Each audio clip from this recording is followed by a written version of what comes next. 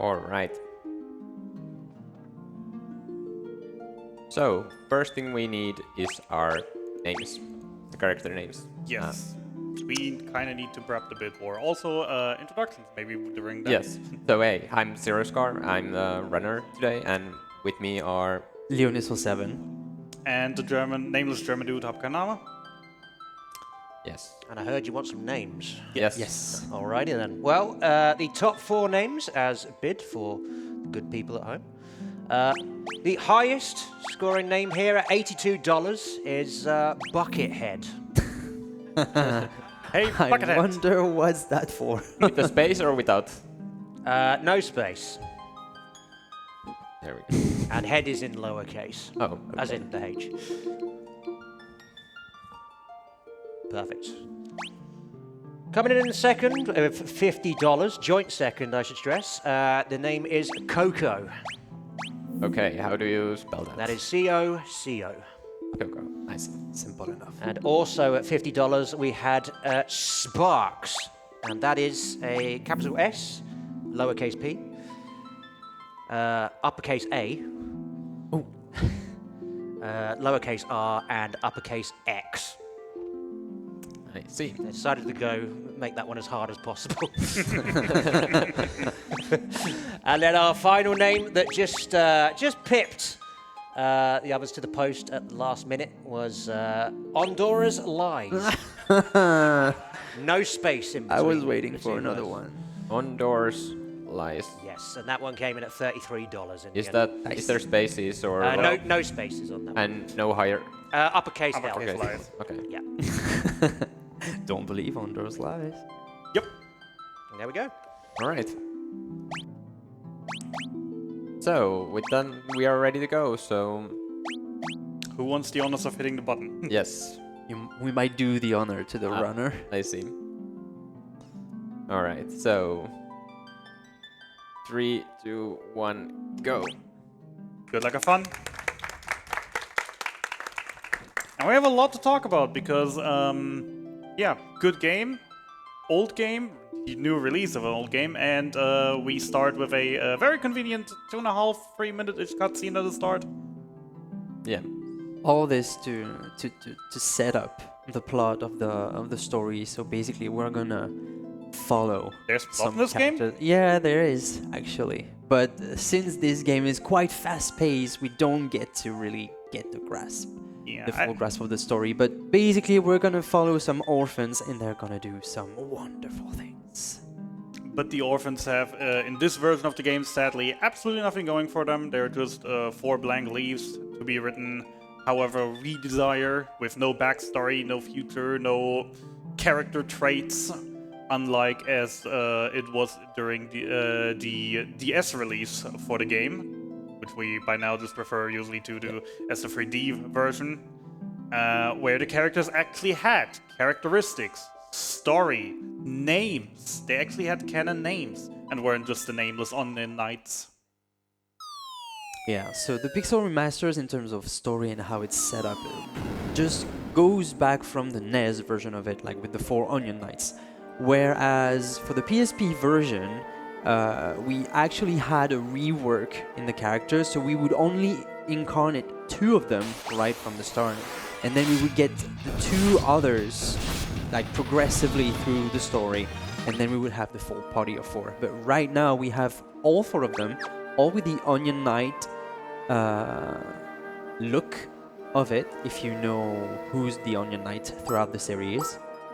And we are proceeding throughout the first intro dungeon, we would say. It kinda gets us accustomed with the battle system, with interactive items throughout the maps, like the rock that we just saw. Also, the little bit of back and forth you kind of see here with Zero, sadly we have a small controller issue at hand that Zero has to deal with, because we sadly couldn't fix quite the input problem that is common with the Pixel remasters with a PS4 controller. We have the double tap issue on the D-pad, which will make the run a little bit more awkward for Zero to play. Yeah.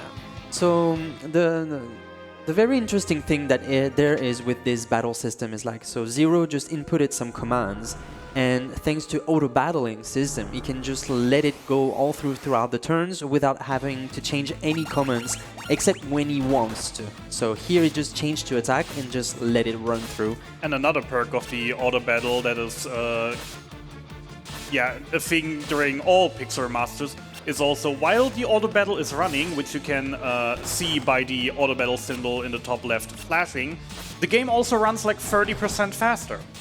So not just we not just save time by not having to actually do the inputs, but on top of that, we also save time just by the game running faster. So we want to try to have auto battle up as much as we can, and that was the first boss. If you want to call it a boss. And now we already are gonna get started with the big feature of Final Fantasy III, or many early game Final Fantasies, technically, which is the job system. Yeah, first introduced in Final Fantasy III, you're right. Because the crystal gives us now our blessing and unlocks us our first few jobs, which are basically just a rotation of classes we can take. You have your standard things like you have the black mage, the white mage, the red mage. For the early game, you have a monk. I think the thief also was the first one? No, the thief was the second. Thief is in the second one. Yep. You have warrior in the first one, but that never gets used in the run.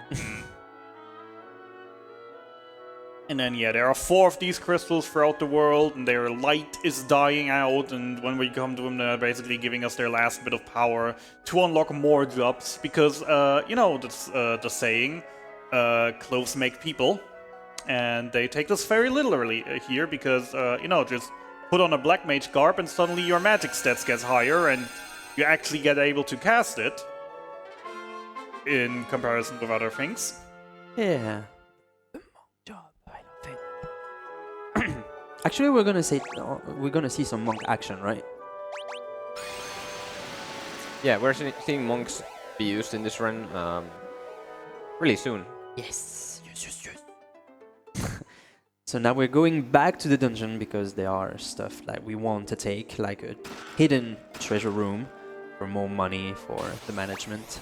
And we all know money is key, especially in the early game where we will try to buy a lot of essentials, especially since the first real dungeon that we're going to enter in a moment is filled with mainly undead enemies, and as every Final Fantasy player should know, undeads kind of don't like healing.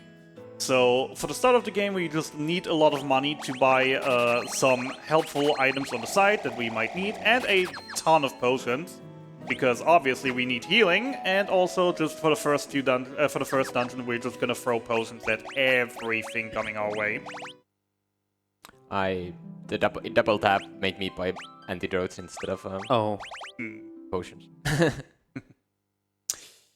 Yeah, the double tapping is a thing that we've known throughout the Pixar Masters. That it is a problem that is happening with the PS4 DualShock controller. We've tried to troubleshoot a little bit, but yeah. It's just to see it like Zero is running with an extra challenge today to spice things up.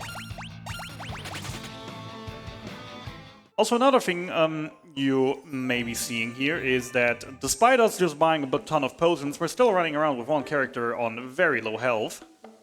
That is going to be a feature for us, because experience game in this game is, again, one of the games where you get a fixed amount of experience from killing certain enemies, and then that experience gets shared between all alive characters. So throughout the early game, we want to focus only on 3 characters.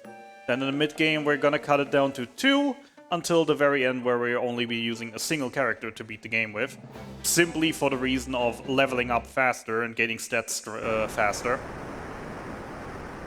Right, so we are being acquainted with the very first airship of this game. An airship this early on in the game? Just like in Final Fantasy II. Right, so the very first airship has been introduced in Final Fantasy I with the one you get from the desert place. But it's in FF2 that you really get to use the airship for like progressing through the scenario and making sure that you're going in the right way. And in FF3, we are gonna use a lot of transportations, and they're gonna end up in a very specific way, like very soon. So it's gonna be the gimmick of the run.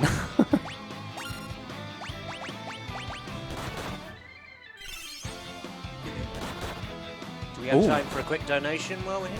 Yeah, sure. Go ahead. Okay, excellent. We have an anonymous donation of $100.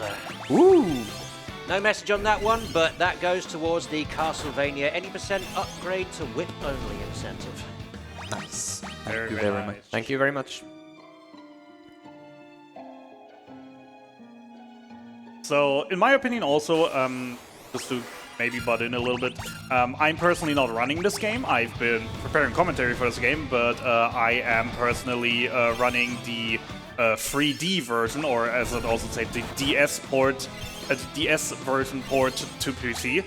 And the start is a lot different in that game as well already, as to a point where you only start with one character in the cave to fight the turtle. And after that, oh boy.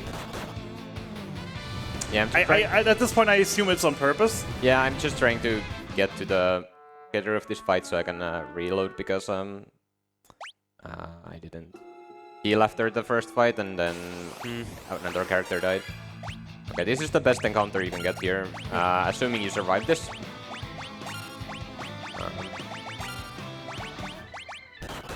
But yeah, story-wise, the main idea is that in the second village where you've seen the white silhouettes all around town, those were cursed by a djinn, and you're technically supposed to get into the castle to the left side of the map, where they're getting told, oh yeah, the princess has like the magical ring that can seal the ghost, and everyone in the castle also got busted with the curse. But the princess is gone, and they're just like, oh, the princess must have gone ahead in the cave and tried to actually seal the djinn on her own, but and we're just now rushing to aid her in that because, yeah, cursed people are not very good, and we kind of like to help uncursing them. Especially because one of them offered us a ride in their airship, and the only reason he allowed us is for us to help him get rid of his curse so he gets normal again. And so it would be kind of evil from us to, you know, take the airship and not help him. Also, at this point of the game, we're kind of locked into the starting area, as there is a huge boulder that fell down during an earthquake that is blocking the path to the rest of the world. And we don't know how to deal with that, but obviously uncursing people so they could help us maybe remove it is a good first step.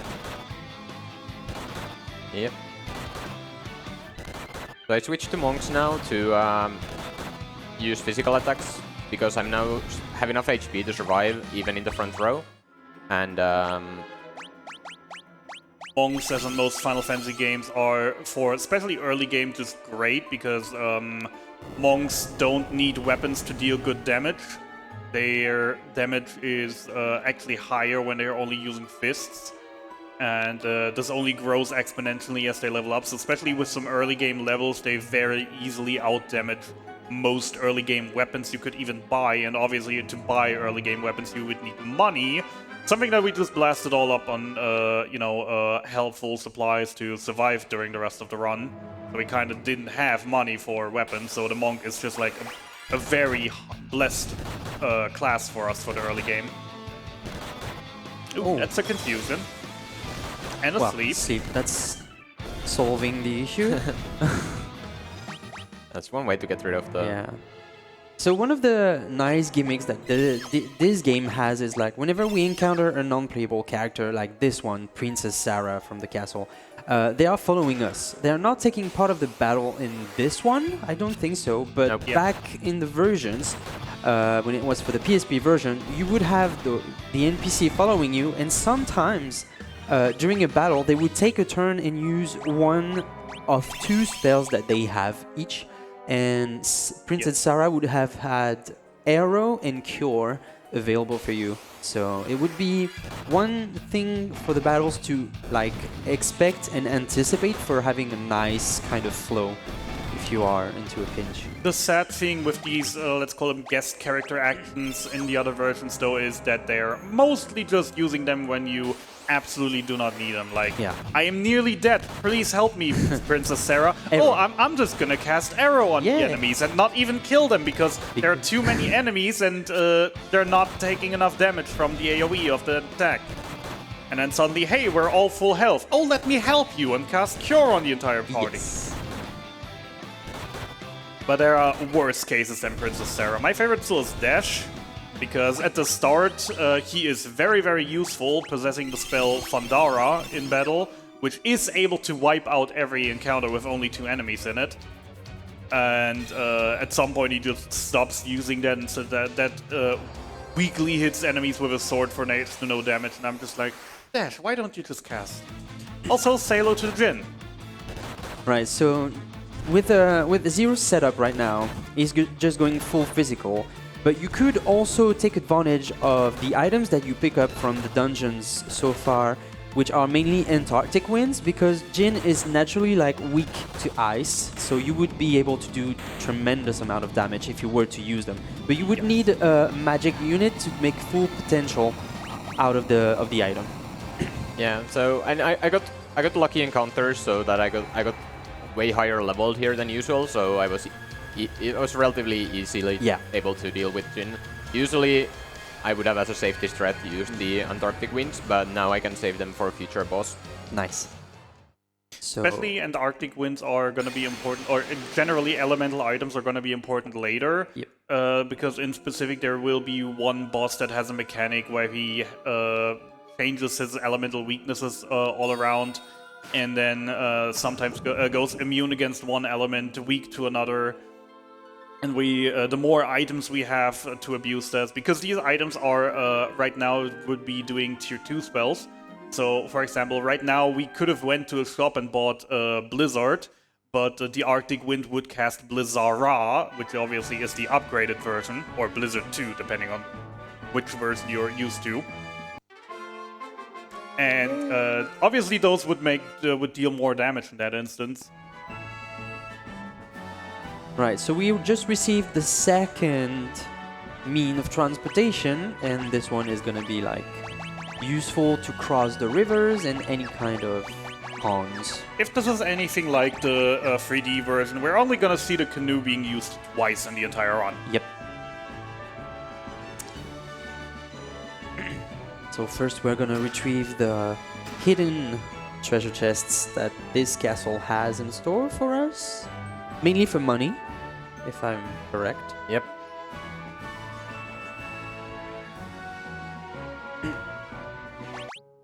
So you can also use the beds in-game, not just within the inns, which are like not free. Those beds can replenish HP and MP without any cost.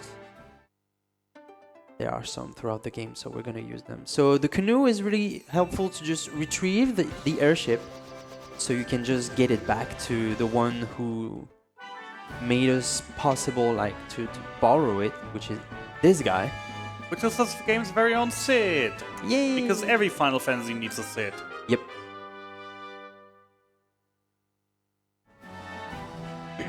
I think this is also the first Sid in Final Fantasies.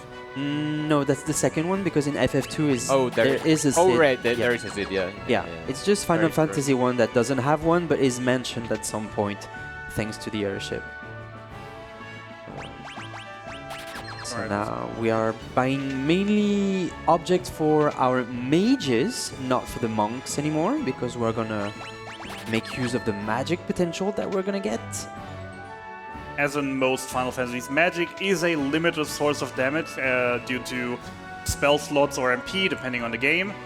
And as in most Final Fantasies, it's just very powerful all around. So that's one we're going to be using for a good chunk of the game now. Yeah, so this game has the spell charges system, not just the MP number going down or up, depending on if you are replenishing them or not. So you have limited amount, and this number of spells that you can throw is evolving throughout the job levels that you get. not just the normal level, because this game has like 2 leveling systems, like the general leveling for stats and the job level for augmenting like either power or magic usage or anything of the sort.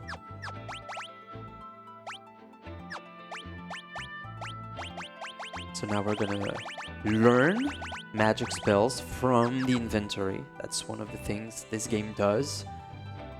Yeah, you buy the spells, and then you can either go to the spell menu and equip them there, or you can just go to the the item menu. You have both options. This is a thing that FF2 brought in first with the tomes, whereas in FF1 you would buy the magics and they would be automatically implemented into your arsenal. So that's one way to make the franchise evolve through time and through gameplay style. Buying some more items, helping us survive around, because status effects are always nasty, and it's always a good thing to have some protection. And then we're heading off to Dragon Mountain, where we're gonna meet this game's very own Bahamut. Nice. Also, as I said earlier, at this point of the game is the point where we now want to focus for a while on only 2 characters getting levels, simply so they level up faster, making their magic faster. So don't mind the other 2 persons just taking a nap in the dirt. Yeah. They're fine. Yeah, it's fine. It's fine.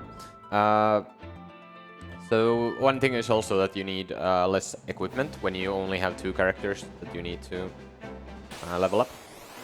Or if you're only using 2 characters, you only need 2 sets of equipment, so you save money. Yeah. And the experience share is like less impactful than if there were 3, so Yep. all good.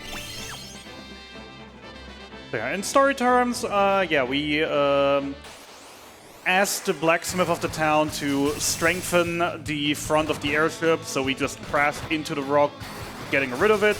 Sadly destroying the airship in the meantime, so sadly our best means of transportation is gone now. And the next city over just had a girl that was like madly in love with some dude, and he ran off to Dragon Mountain, so obviously we're gonna be like, yeah, let's check him out if he's okay. And then just get abducted by Bahamut ourselves. Even though we didn't even talk to the girl. Yeah, that's another nice thing about the Pixar Remaster. You can just skip most story triggers and just go to where you need to be. Well, now I think Bahamut is not happy that we're more people than we should in this nest. But good thing is that fight is one of those that you can flee even though Bahamut is a super boss. Yeah, I mean, Bahamut is just, Bahamut. You can't just fight Bahamut this early on. He's just destroying you, but luckily you just get the option to run away. I don't even think there is a way you can actually beat him without any cheats. Yeah. Like, even if you were to just, for the lols, level up to level 99 in the starting area, which already would take you, just the amount of equipment you can have at that point would not support you. We have time for a quick donation. Yes. Yep. Excellent. $50 here from username Niels, who says, now that we have some Final Fantasy experts here, it's time to ask this. Whenever they release a new Final Fantasy game, why don't they update the title of the previous title to Second to Last Fantasy? And very good question. And what was the first fantasy? I was, at the first start of that, thanks for the donation first of all, at the first start of it I already thought we're gonna have to burn down chat in a moment because of the one question that no one wants to ever ask. But yeah, that is a very valid question. Yeah. Well, while you're mulling over that question, I just want to say that goes towards the Castlevania any % upgrade to whip-only incentive, and we're very near to getting that one. We're now $720 into the $1,000 goal for that. That run's coming up fairly soon today, so please do keep your donations coming in. When was that run again? Right after the $20%, or...? Say that again? When was it again? Right after the $25% or a little bit later today? The Castlevania run, that is after Sonic the Hedgehog beat the game, so that's about 1933 in our time. Still a few runs to go. Pretty sure we can make that, chat. Can we make that? It's for a good cause, after all. I'm pretty sure we can. Yes, we can. I'm sure. I'm confident. So, Like I was definitely confident in surviving that last encounter, which was really scary. it was fine. It wasn't even close. So yeah, we just got introduced, by the way, during that donation, to another gameplay mechanic, which is Mini. There are certain areas in this game that you can only, like doors or villages, that you can only enter with the Mini status. Mini will basically make us worthless in physical. They take away all our stats from our weapon and equipment, because obviously when suddenly you have a sword of this size and it suddenly shrinks down to this size, it's not gonna hurt the enemies very much anymore. And as another reason why magic is just so good, because magic deals normal damage still to them, while our normal damage is just crap here. And I'm grinding here to level 12 because that will allow me to use more magics against the giant threat, which is the next boss. As Leo already mentioned earlier, we have a spell slot system here. So basically the old school D&D where you have magic levels from 1 to 8 and you have spell slots for them, so you can only use them a certain amount of times. Obviously, there are items like ethers and elixirs to refill them, or you can just rest in the next inn. But obviously, when you're suddenly in a dungeon and there's nowhere to heal and there's a boss battle at the end, you kind of need a certain amount of spells in order to actually make it through. Or the right amount of items to heal yourself up. So leveling is, especially in the early game, very important, not just to survive places, but also just to ensure that we're able to beat enemies and bosses.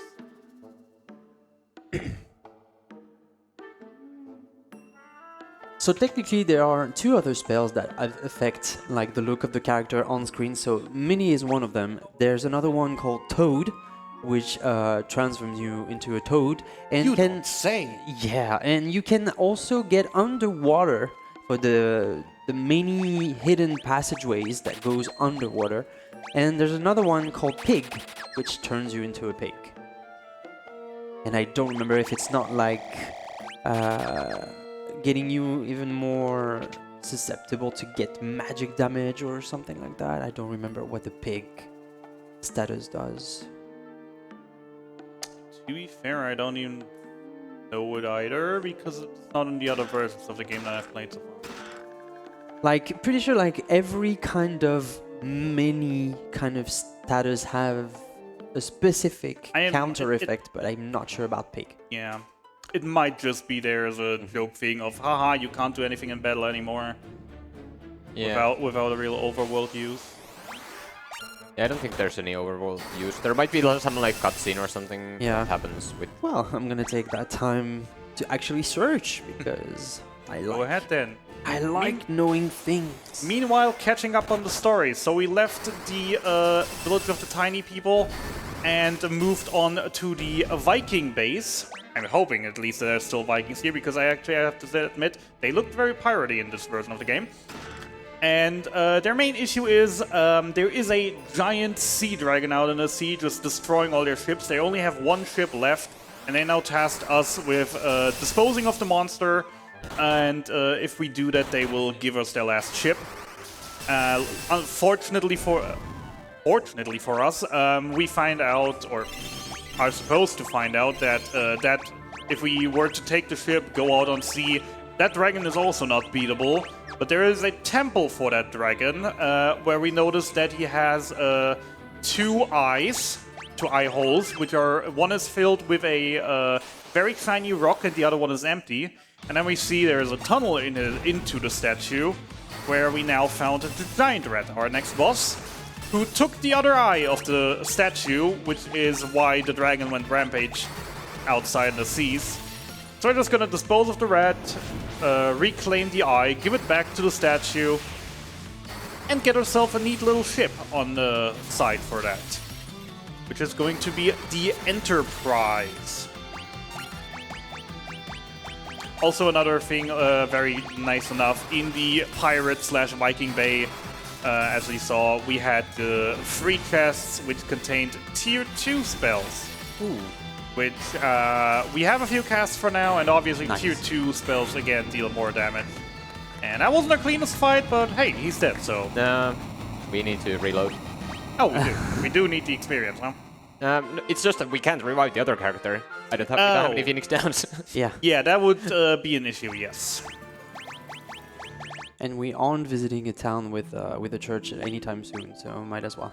Good news again, at least. Pixar Masters, very, very nice to, especially for speedrunners and also casual players, because quick save is a thing, auto saves are a thing, and it's just so much nicer to run than the original version, where you just didn't have that luxury. So if something goes bad, there is always the option for us to just load the last quick save, load the last auto save, and just redo it.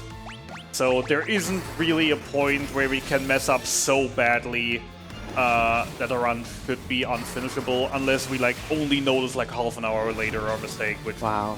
The I Dead don't think Rat it could happen. really wants the magic to be the theme of the battle. Yeah, he often does that, but in the first fight I was dealing very low damage, so I didn't heal with even these 2 blizzards, wouldn't have killed it, and so I just got really unlucky in the first fight. But also that he decided to use the tier 2 spells rather than tier 1 spells, but that's just... Because why not?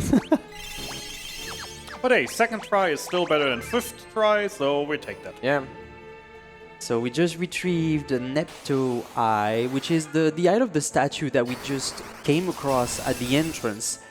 And apparently that giant rat, which was actually like small, that's why we had to use the mini spells to get inside this dungeon, had it all along. So now we're gonna replace it, and hopefully it's gonna open the next path for us. And then we're coming up to the big setup bit where we're just gonna, at the point where we now retrieve the eye, we're gonna get the ship. Basically, 2/3 of the current world map are open to us, and the last bit will only open up after the next major boss, and then again after we get another airship again. And for now, just with having like 2/3 of the world map right now, that is helpful for us because we can just go around the world and collect items and go to shops and just, you know, spend tons of money. And, you know, just gear ourselves up, get ourselves a good bit of upgrades. Because obviously, gear is important. You can't just run around with, like, I don't know, some cloaks over. Those won't protect you. At least not for long. While you're doing that, do we have time for a couple of donations? Sure. Yes. Excellent. An anonymous $5 donation. No comment on that one, but thank you very much. That goes towards the Octopath Traveler 2 Super Boss incentive. The language choice being either English or Japanese. They have gone for English. And we also have a $10 donation from Blue Mage, who says, I've heard of people doing challenge runs of Final Fantasy III using only Onion Knights. But how long does that take run-wise? And that goes to the Castlevania any percent upgrade to whip-only incentive. That is an interesting question. Yeah, I mean, the Onion Knight, the special thing about the Onion Knight class in general is that it starts out as the weakest class of them all, but the higher level they get, the more they scale, and then once they actually hit max level, they suddenly are the strongest class in the game. That would take a while. Would definitely take a while to make them viable. Yeah, I have no idea. I've never tried the Onion Knights, so... Challenge runners can be speedrunners, but not every speedrunner has to be a challenge runner. Toad. Yay, we can now turn into frogs. Yay! Or make enemies turn into frogs. But it isn't even Wednesday. We should have rescheduled a rerun it on Wednesday. So in this dungeon, you could also, if you wanted, like get the teleport spell. It's within one of the NPCs that are around. There's one that gives you Toad, and there's another one that can give you teleport, which can be useful. I think if it's just like the PSP version, then there should be one giving you that. So there was a route before where we would go all the way to the ancient village to get teleport, which is where you can buy it, and I doubt we would have done it if it was there. So it might be a 3D perk or something. Yeah, I guess. Could have been. Also, apparently I was wrong with the going around, because that ancient village was the one I actually scoured the Discord for notes a little bit, and that was the notes that I found, and I didn't know that you don't do it, so... But yeah, still setting up a little bit, because Argus Castle is just filled with goodies. And it's very conveniently accessible for us right now. Yeah, and I need to refill my HP and MP somehow, so... Because I didn't go to the ancient village, so I have to take the... And I'm not gonna go to the Gusal either. So I have to use that HP and MP restoration there. Yeah, there are places like that around without any inns, without any shops. So you have some healing water at some point. Just some magical springs of healing water.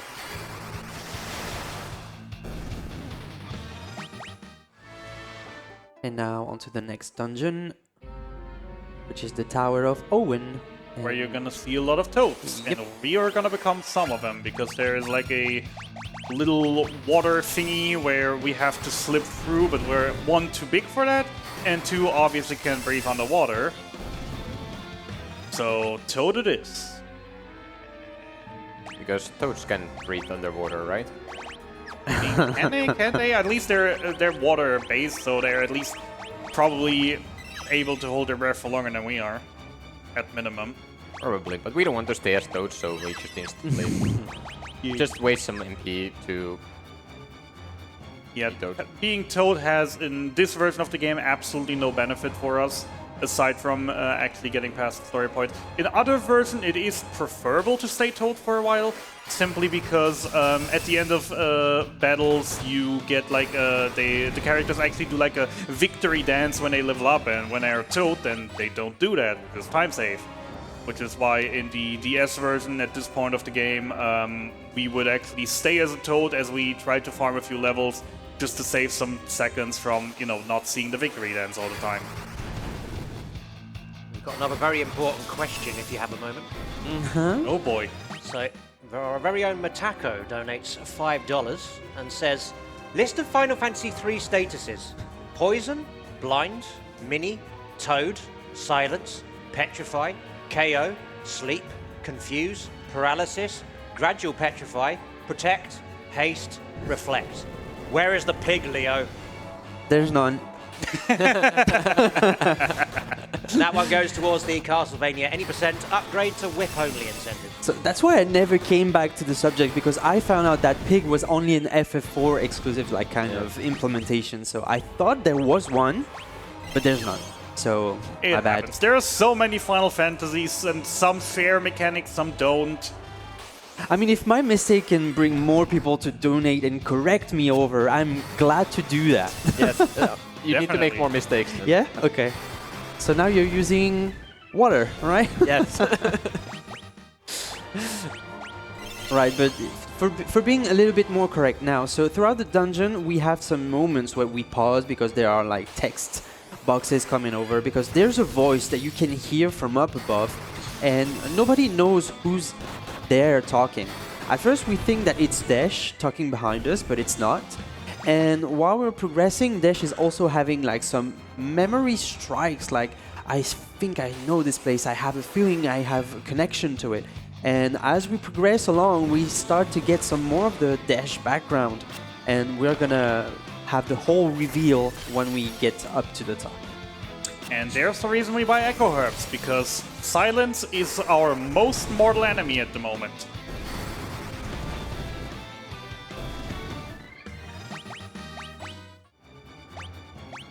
Also, yeah, Dash's whole thing is that he's amnesia, and he's trying to get his memory back, and as we just progress the game, at some point we just meet some people that be like, hey Dash, you should go to this tower. And then we just like, okay, we go with him. And then, yeah, he's slowly remembering things.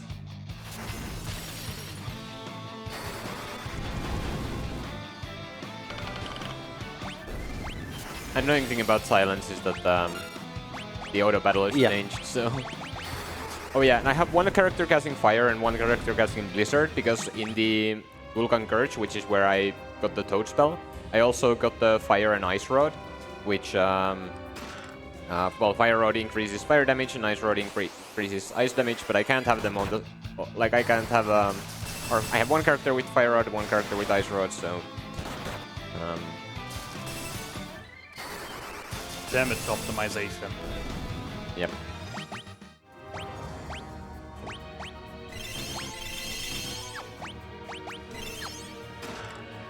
One of your mages is still silenced? No, I did. You just you killed it. cured I it. Okay. cured it just. Say hi to Medusa. Don't look at her eyes. She'll petrify you. Actually, now that I said it, does she have a petrify mechanic? I don't. She has. She can use stare. Stare. But it Right. Stare if connecting petrifies. Like this here. Commentator curse, I'm so sorry. It's fine. The first one missed. Yeah. That's also why we have the gold needles, just in case. So we're gonna actually like see back around the the petrify like status, because it's gonna be useful at some point. And we can say that being petrified makes the enemy miss their attack whenever they are directed to those characters. So that's one of the good things, even though it decreases the amount of attacks that you can get in one turn. I think there's a thing they only added in the Pixar Masters. At least I'm not remembering one of the other versions of the older games where that was a thing, but it's always great. Hey, Medusa down.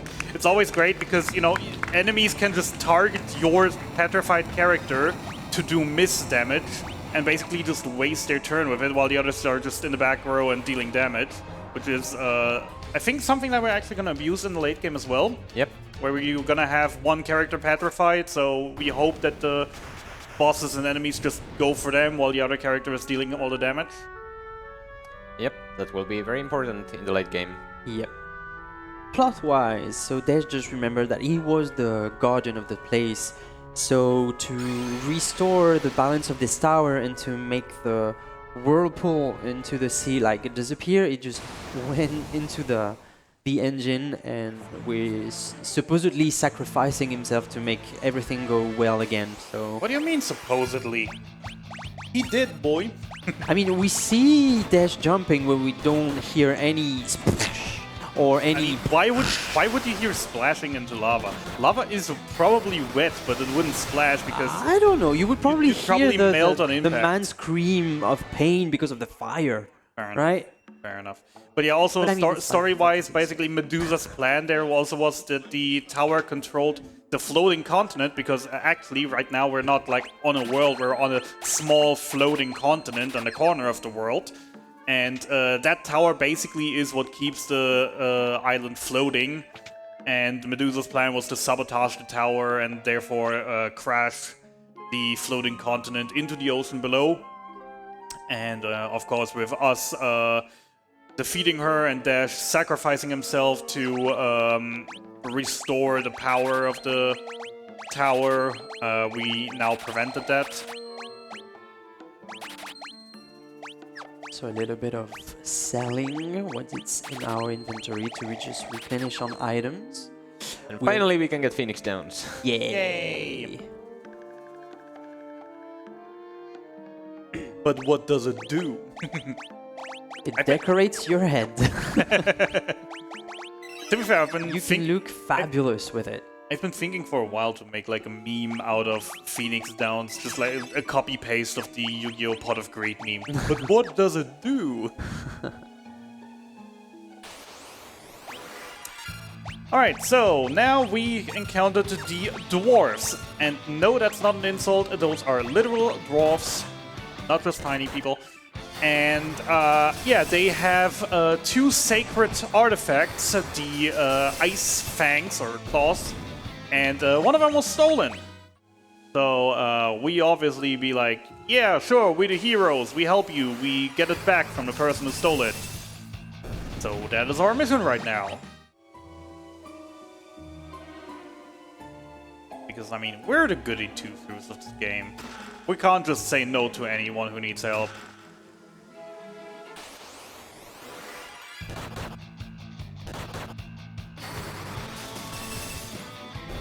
Stalagmite. They don't really look like stalagmites, but I guess you have to have a visual for every enemy.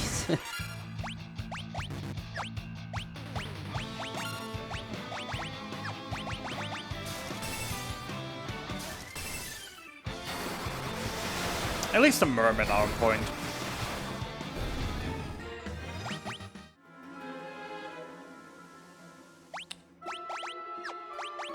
And there he is. What was his name again? Gutsko? Gutsko. Yep. Gutsko, yeah. Who had the guts to steal from the dwarves. Nice. And for some reason he's wearing a snake. Which is a design choice where I was also like, why? It's probably one of those fallen snakes from Medusa's battle. I wonder. To be fair, that would make sense for him, as he's a power-seeking maniac, so... Yeah, why not? You know, just getting parts of Medusa to power himself up in order to fulfill his dream of becoming all-powerful. That would actually make lore-wise way too much sense. Yeah, a lot of bosses in this game, they use stronger attacks more often when they're at low HP. So that's why I start with low level spells, because I know I'm not going to finish the fight with just the higher tier spells. And then I swap to the higher tier spells, and then to at least almost finish them off, and then... Yeah. Guts goes destroyed, and he totally doesn't do any shenanigans. No. So we get the Horn of Ice, and we're gonna go back to the dwarves. Yeah. But let's first get rid of this mini. Yep. And don't worry, we just like our cigarettes, so we just tie the cigarette to a rope and drag it behind us right now. That's totally nothing plot relevant following us there. Definitely not.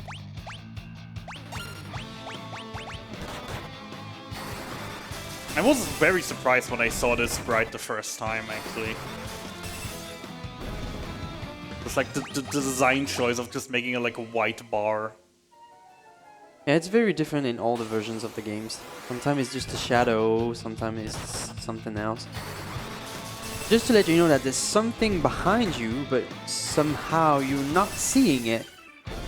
So, I wonder what could it be? As I said, it's a cigarette we're dragging behind. Yeah, like... At least that's what it looks like to me always. I can't unsee that anymore.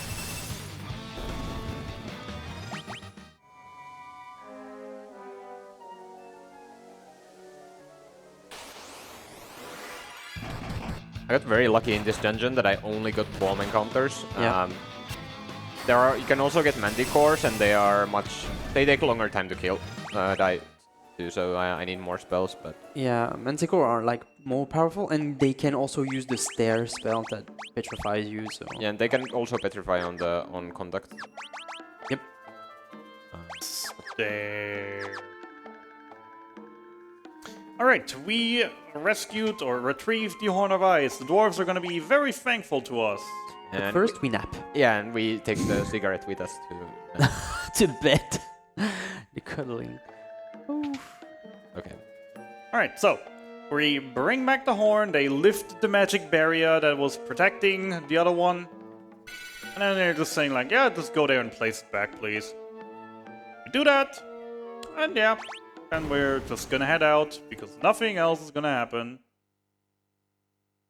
Oh no! That wasn't a cigarette at all! It was Gutsko who followed us! Now he has both horns!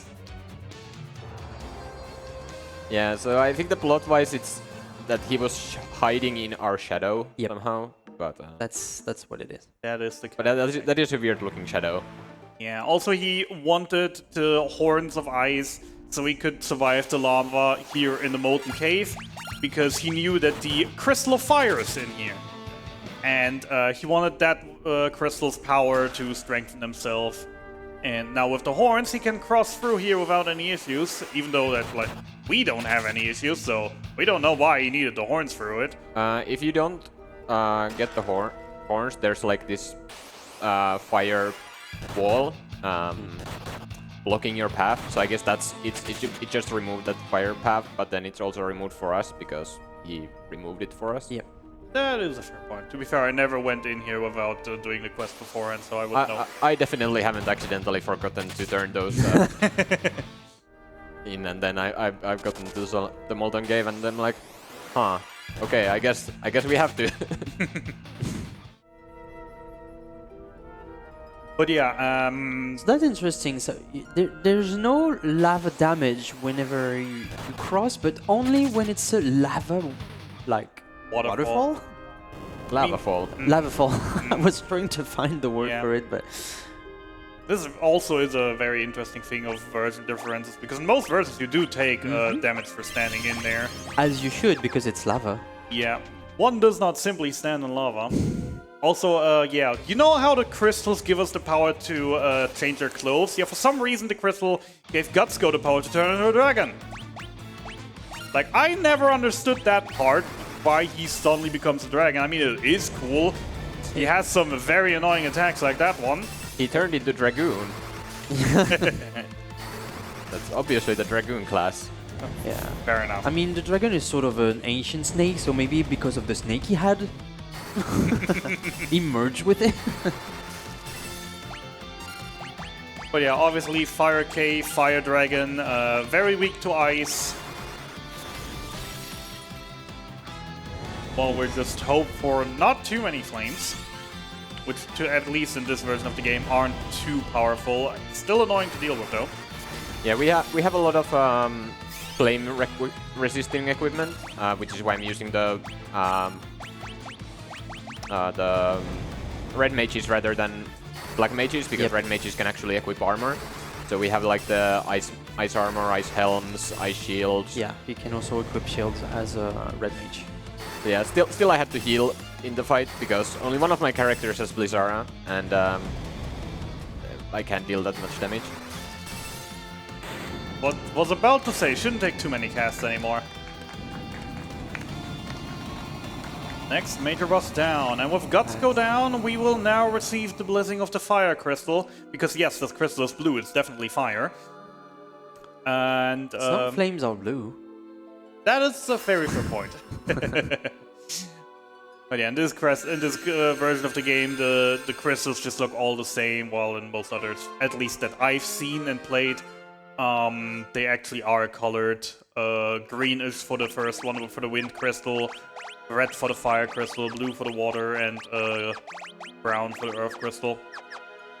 And yeah, with the new crystal, we unlock new jobs, and I think from this one, two most important one will be obviously the Thief, which you're already equipped to most party members, because the Thief has the Flee ability, which will make it easier for us to get away from battles.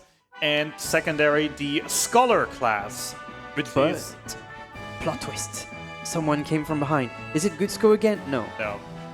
Just a person from a random town that got overtaken by evil dark emperor who somehow revived the tree to be his own home. And also, hey, the moonwalk dwarf. Okay, so I might be wrong once more, and someone could find what I'm going to say, but I think that person comes from another castle, not just a town, because I think the king from another place has been abducted by a evil guy. He was, I think, like... Someone find the information to see if I'm right or wrong. I'm pretty sure it is. I'm pretty sure he was like the Chancellor of Castle Argus. But then he found the power of darkness and then just, you know, took over the kingdom, took the entire kingdom hostage, and is now just on a war rant. And yeah, as I wanted to finish also, the second class that's going to be important is the Scholar. Scholar has the special ability that they can scan enemies to see their health, their elemental weaknesses, etc., etc. And also, a special ability of the Scholar is that they deal double damage with all item-based damaging items. So we picked up all these Arctic Winds, Zoy's Wrath, and etc., etc., bomb fragments. elemental items that deal damage. And upcoming is the boss that I mentioned earlier that has the barrier shift that switches his weakness throughout the run. And so just having the scholars that deal to throw these items at him that then will do double damage is just a very, very nice feature for us. So we also saw Zero like parking the ship like way before the town, because it actually has a use for it, because we are gonna come back to the world map right next to the airship. If we didn't park there, we would have had to redo the track and get back to the ship like by foot. Yeah. So we'd have to walk one time anyway, so might as well take it so that the distance to our next destination will be shorter. Exactly. So this dungeon is actually like not the very first difficult dungeon. It's just like these enemies now, Lamias and all those, can hit very hard, very quick. So if you're not prepared enough, you could like meet your demise there. But thankfully, we have the means to survive. But it's, for me, like personally speaking, that's one of the very first difficult dungeon for that kind of pacing throughout the run. The double tapping really is putting a toll on you, huh? Yeah, it's affecting the fleeing somehow, or running faster somehow. I don't know why it's doing that. It might be FPS based or something, but it's sometimes not registering running, and I can do the movement with keyboard. Yep.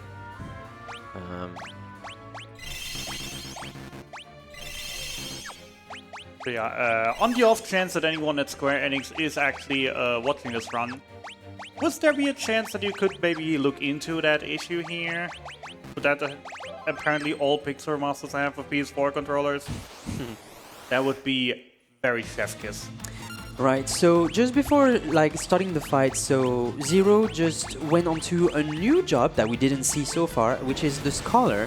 And the main reason for using it is like whenever they use an item, not only like they can use any type of item, but they can also double the effects of any item. So a potion would hit for double, Phoenix Down would just revive the character. Wait, is it actually for every item? It is. Yeah, it is. Oh, it is. Like the high potion usually does 500 of healing, and it just did 1,000.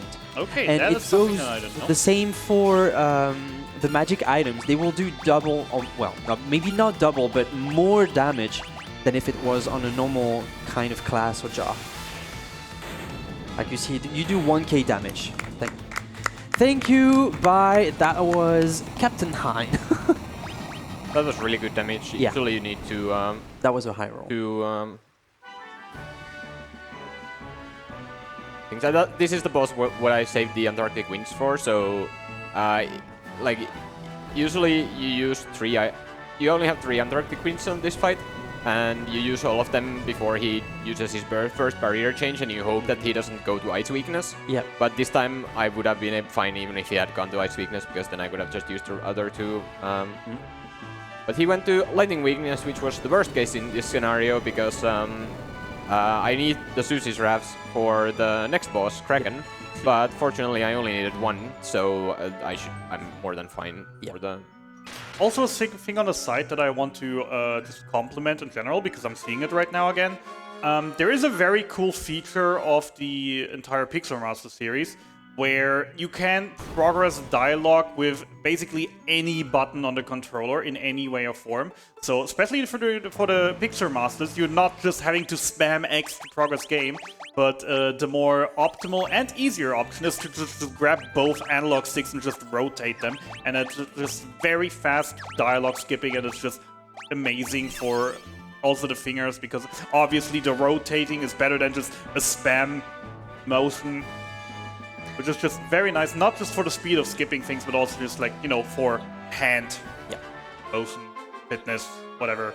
So this is the castle that the king was coming from, and when we freed his people and himself, he just announced to us that he had a Wheel of Time in store in his castle, and it could be helpful for us if we want to maybe upgrade an airship or a means of transportation to go overseas and to just travel faster. Yeah, basically very back at the start of the game, Sid told us before he left us that if we ever should get our hands on a Wheel of Time, then he would be able to upgrade to build another airship.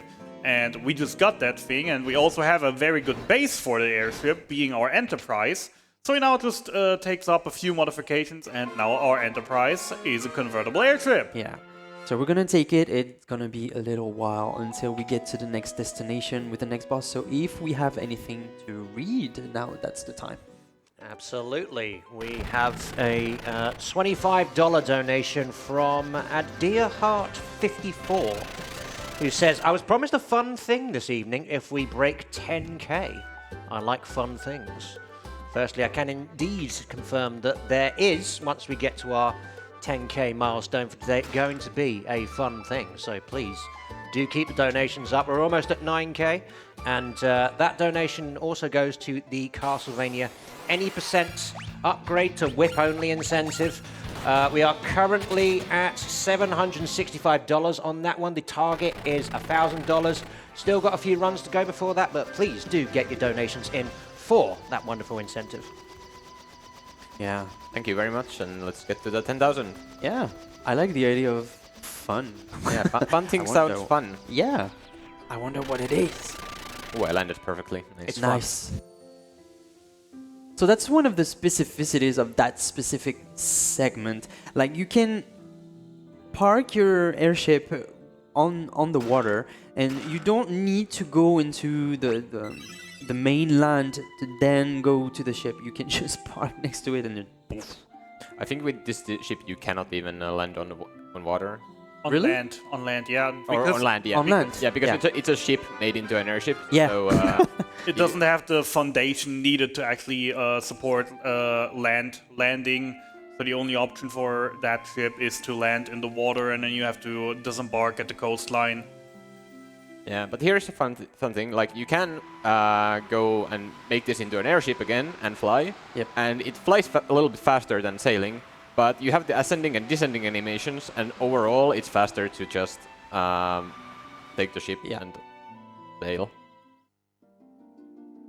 So yeah, basically also with the airship now, we got back to the surface world, down from the floating continent, and we learned that technically we are from the surface world, we're not from the floating continent, because when we were babies, Sid was having a leisurely airship drive with some passengers, and then just the catastrophe happened that turned like the whole world into darkness, or in this case right now, water. And yeah, we basically were the only survivors of the airship when the airship crashed into the floating continent. Were our four characters and Sid. And we're just now going back to, save the surface world, because we are the Warriors of Light.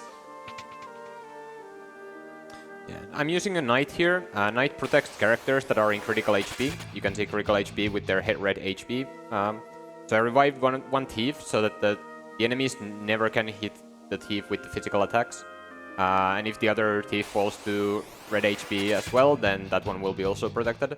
So that guarantees me a one-turn escape as long as the thief doesn't get Yeah, also with some of the armor pieces we picked up and just the base stats of the Paladin, or Knight, some versions, he's just too strong to take any damage. Yeah, especially the heroic shield.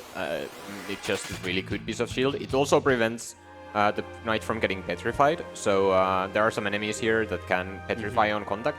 Yeah. And but these guys can cast magic, which... Yeah, this is the only way for the thief to actually, die, because the knight cannot parry any magical attack.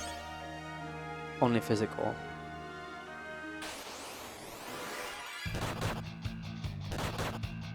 Now they're both crit, that's what we want. Even though it's a little bit late, because we're already at the next boss.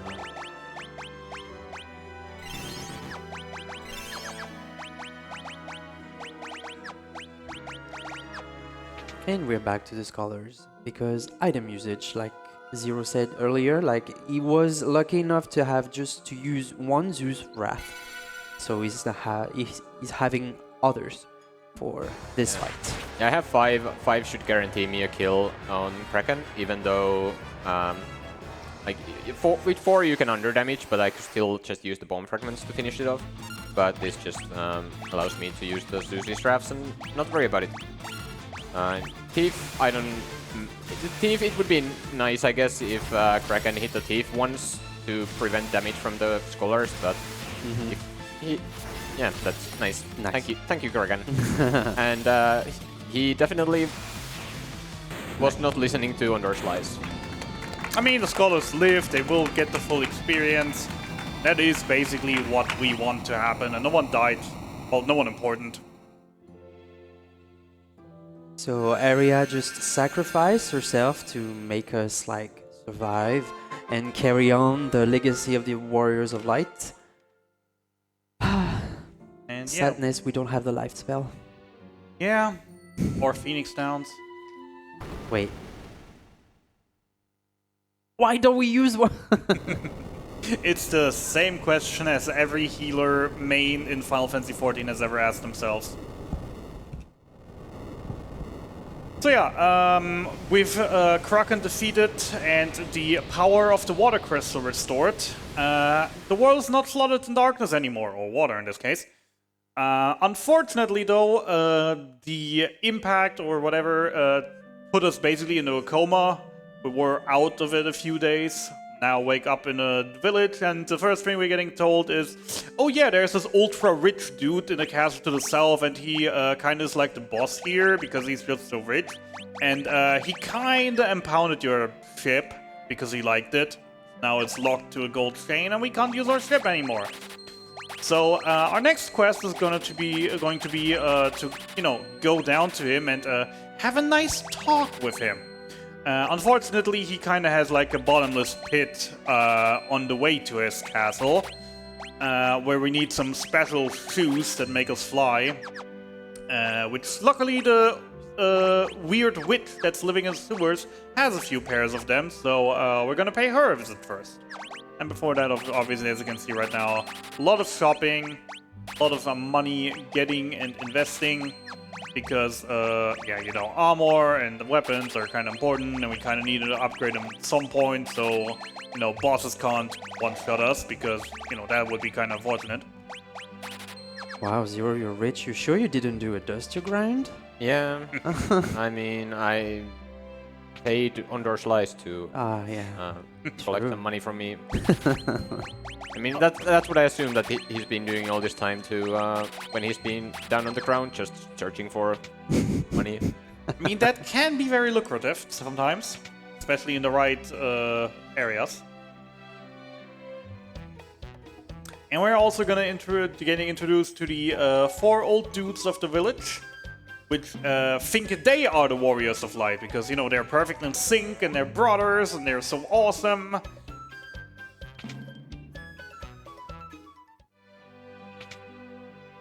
And yeah, off to the sewers. I think we have a moment for donations. Yep. Sure thing. We have a $10 anonymous donation. No message on that one, but thank you very much. That goes to the Thumper Showcase custom level incentive.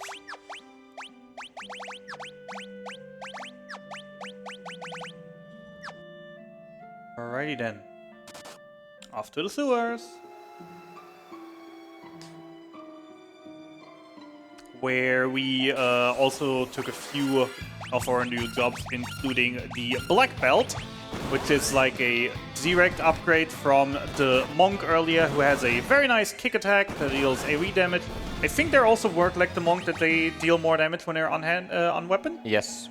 And the kick does the same amount of damage from back row than front row, so they are in back row to take less damage as well. And then the Vikings, just because we have some armor, and the Vikings have a very nice array of armor that they can equip, and they're just going to be super tanky. Yeah, and the most important part of the Vikings is that when character levels up, how much HP they get depends on what their vitality is, and the Vikings have a really high vitality. So they're gonna be able to get HP growth really quickly as Vikings. So I can get, even though they will be a lot behind on levels to the two characters that have been alive, they are almost catching up to the HP values before the next boss. Yep. Also, hey, we found Zero's hammer. Yay! And power bracers. Oof. Such an upgrade. Equip power bracers on one of them. More power.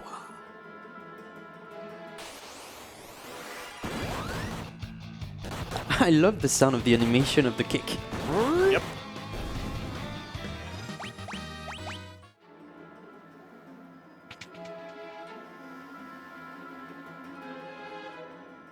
The sprite of the witch is very interesting.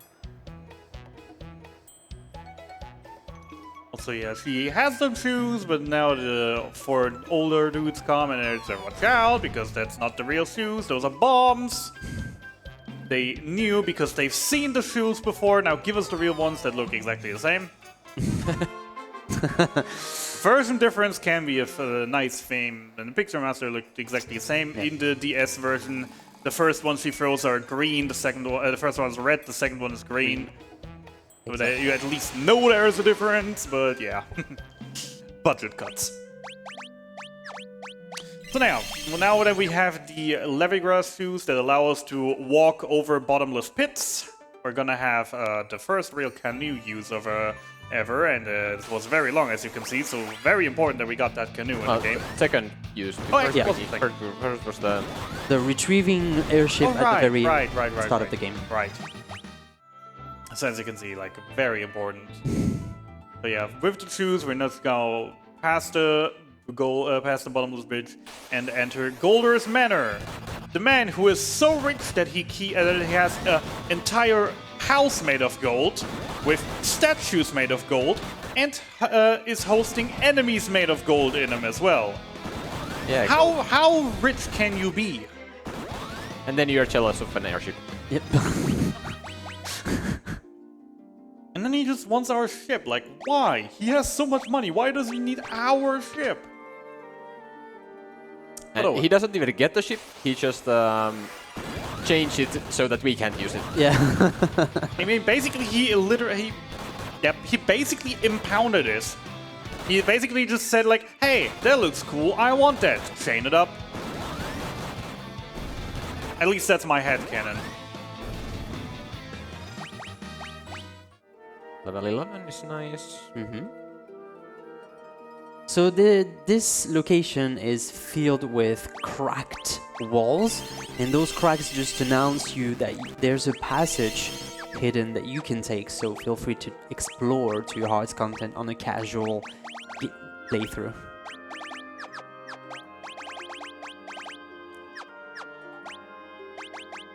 And Some then, yeah. formation placement. And now we also see that Golder doesn't just like gold, but he also has the Earth Crystal behind him. Which is like, you know, convenient, because those crystals are what gives us our power, so hey, we didn't expect to get one here, but we sure like that.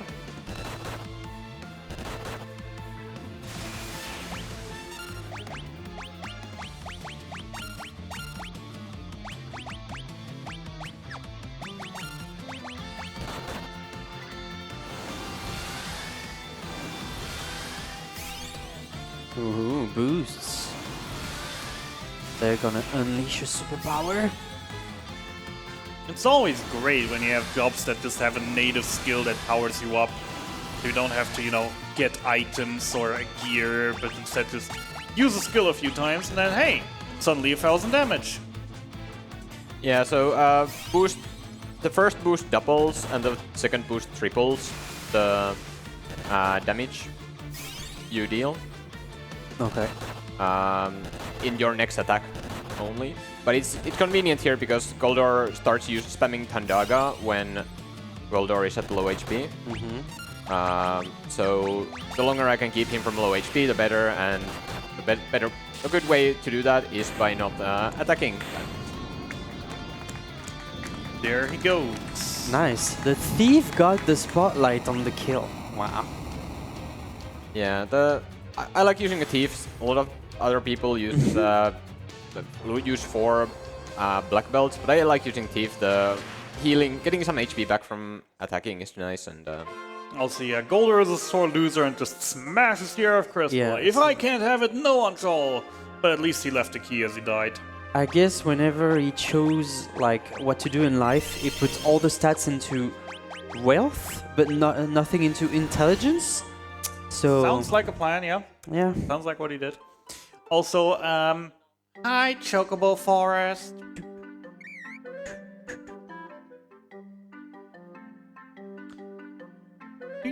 I love the wiggle. Yep. Right. So we have a question for chat. Does a chocobo work, or does it quack? Quack. Meh. I'm Team Quack. I'm team work because it's the original. Like the very first time you encounter a chocobo within the Final Fantasy franchise, they go work. They don't go quack. Enterprise. Yeah, we get our ship back, and it's not very far-lived. Yeah, the people of this country are just like fighting a war against each other because their king told them to, and we just kind of got in the crossfire. And to come back to that topic of the Work or Quack topic, I personally just like the Qua more, simply because Qua sounds more cute than Work. Wow. And it's not for me. It's not just for me about what was first. It's also about what sounds nicer, what fits Chocobo better. And I personally just like Quack. That's more of a duck sound.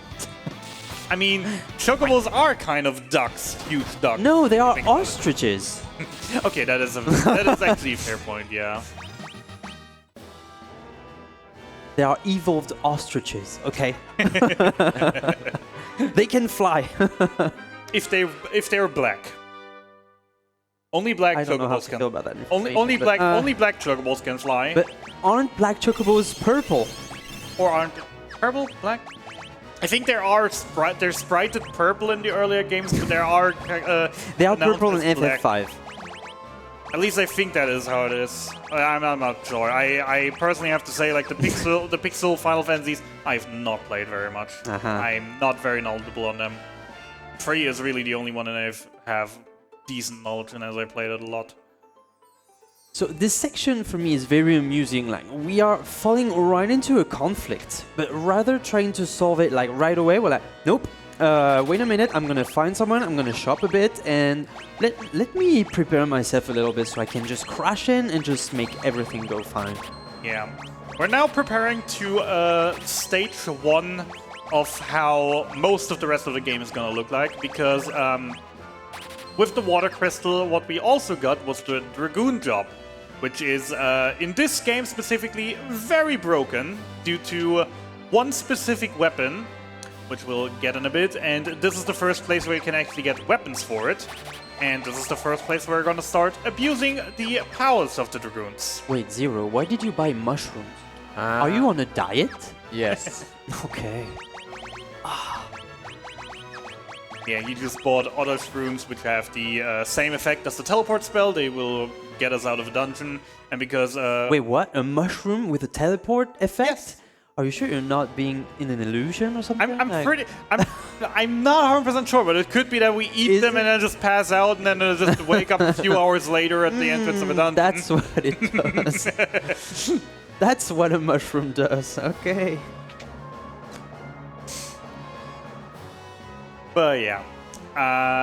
Yeah, the Dragoon has its signature move, the jump, where the Dragoon will leave the battlefield for a moment to jump up into the air and then crash down on enemies a moment later, which will also deal especially high damage on flying enemies, which the next boss is one of, because the next boss is going to be Garuda, so he also takes even more damage.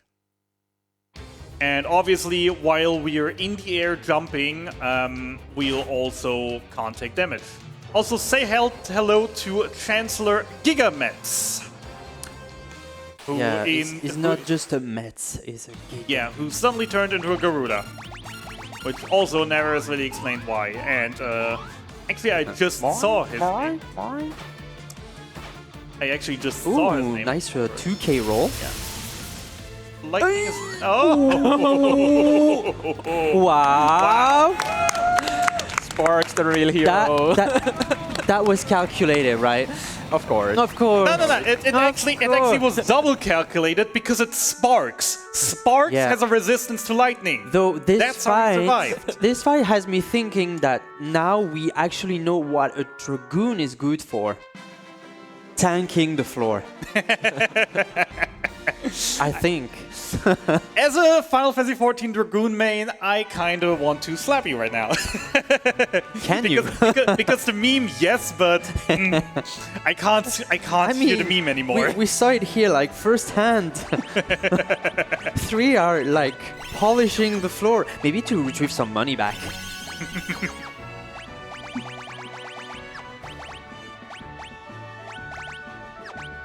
And now back to the Viking And setup. Yeah, the Viking just for, again, as we said, the high vitality and thieves. I mean, it sure fits the name. The Viking has a helmet, and we gave it to Buckethead.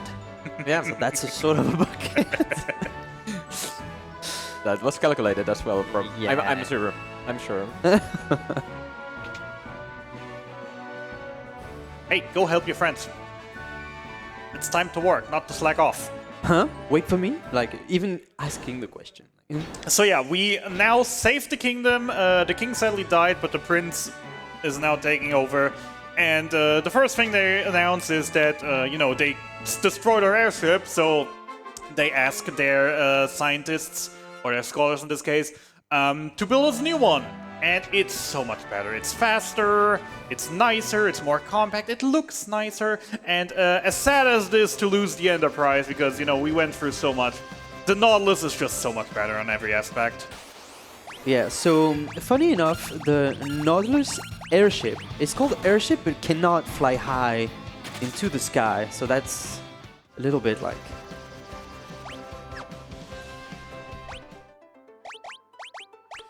frustrating.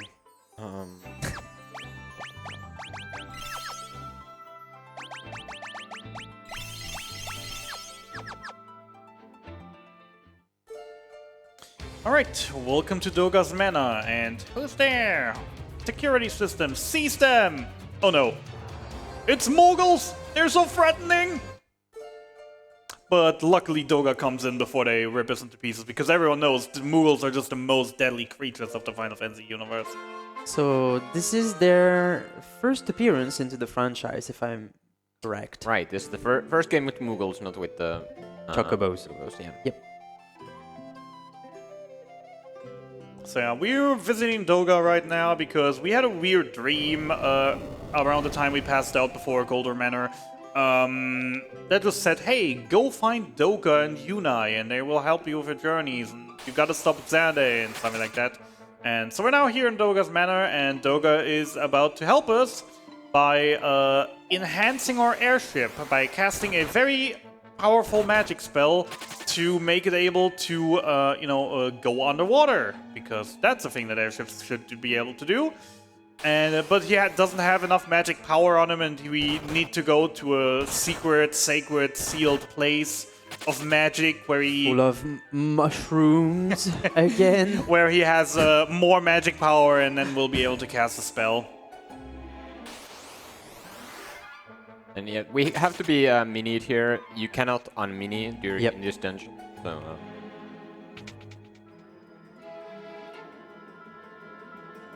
And this is the end of the cave. And now the Nautilus can travel underwater. Yay! Yay. So just before leaving the party, it just gives us all the instructions left to reach the final dungeon. So we have to retrieve a key, we have to wake a person up, we have to also enter a specific place in order to re-establish the equilibrium of the world. So we're gonna try and do that. Maybe not now, but A lot of work for 4 orphans who only left their home time an hour ago. Technically also kids. Oh well, teens, I'd rather say. Onions.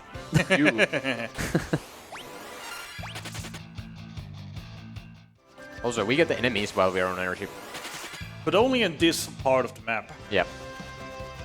which is always something that where it was like, why this part of the map specifically? So the remaster did a thing that is, well, not very helpful, but at least it gives a visual, like, kind of pointer. Like, whenever you're on land, the shadow of the Nautilus is glowing red, whereas when it's over the water, it's black, meaning that you can dive under, and if it's red, then you cannot just pause the thing. Alright, so yeah, and as Leo said, the first incentive that Doga gave us is to find Unai, who is another very powerful magician person that's supposed to help us, but she is currently in a deep slumber in a world of dreams. Playing Uno. Basically.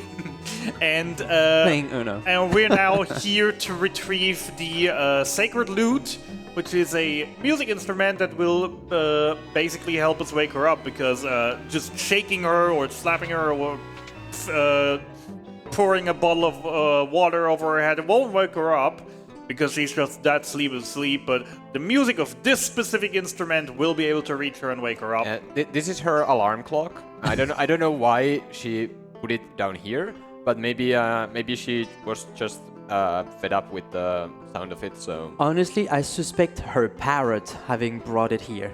That's also possible. Yeah, parrots are evil. Fair enough. Especially, I mean, the other thing is, for the 3D version at least, the parrot is sitting there next to her, and if you go to the place early, it will be just like, yeah, you have to go find the loot. It doesn't tell us where the loot is, actually, though. And when he comes back, she just said, "Parrot's on my shoulder," and then you just never see the parrot again for the rest of the show. The parrot just fuses with her. I hate this dungeon just because of the enemies casting powerful spells and wrecking your whole party. Yeah, there are a lot of tough enemies in here.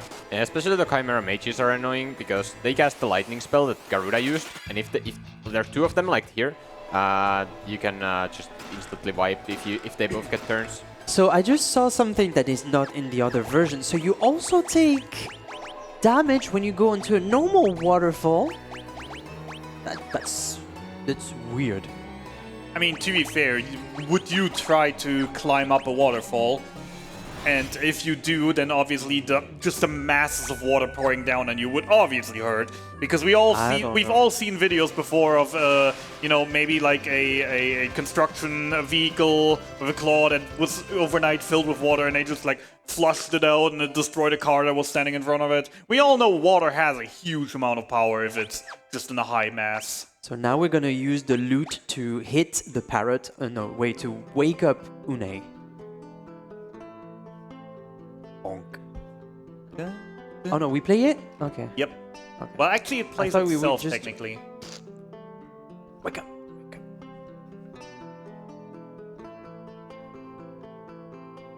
Wow, you play so well, Zero. Thank you. I like it. What is the name of the song? Eyes on me. 1,000 words. It's Kiss Me Goodbye. Kiss me goodbye.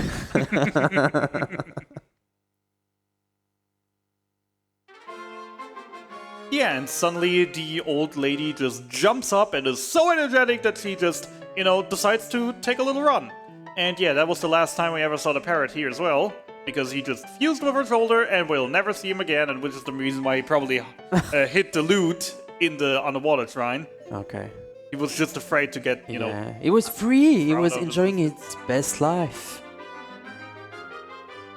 So Unai now will help us to open some paths in some ancient ruins by crashing some rocks, which are supposedly or something at least magic, because there are miners down there that try to excavate the ruins, but just like they were never able to break those rocks. And now Unai will just come and do like, and those rocks break. So basically doing a Kamehameha. Well, technically, just without the...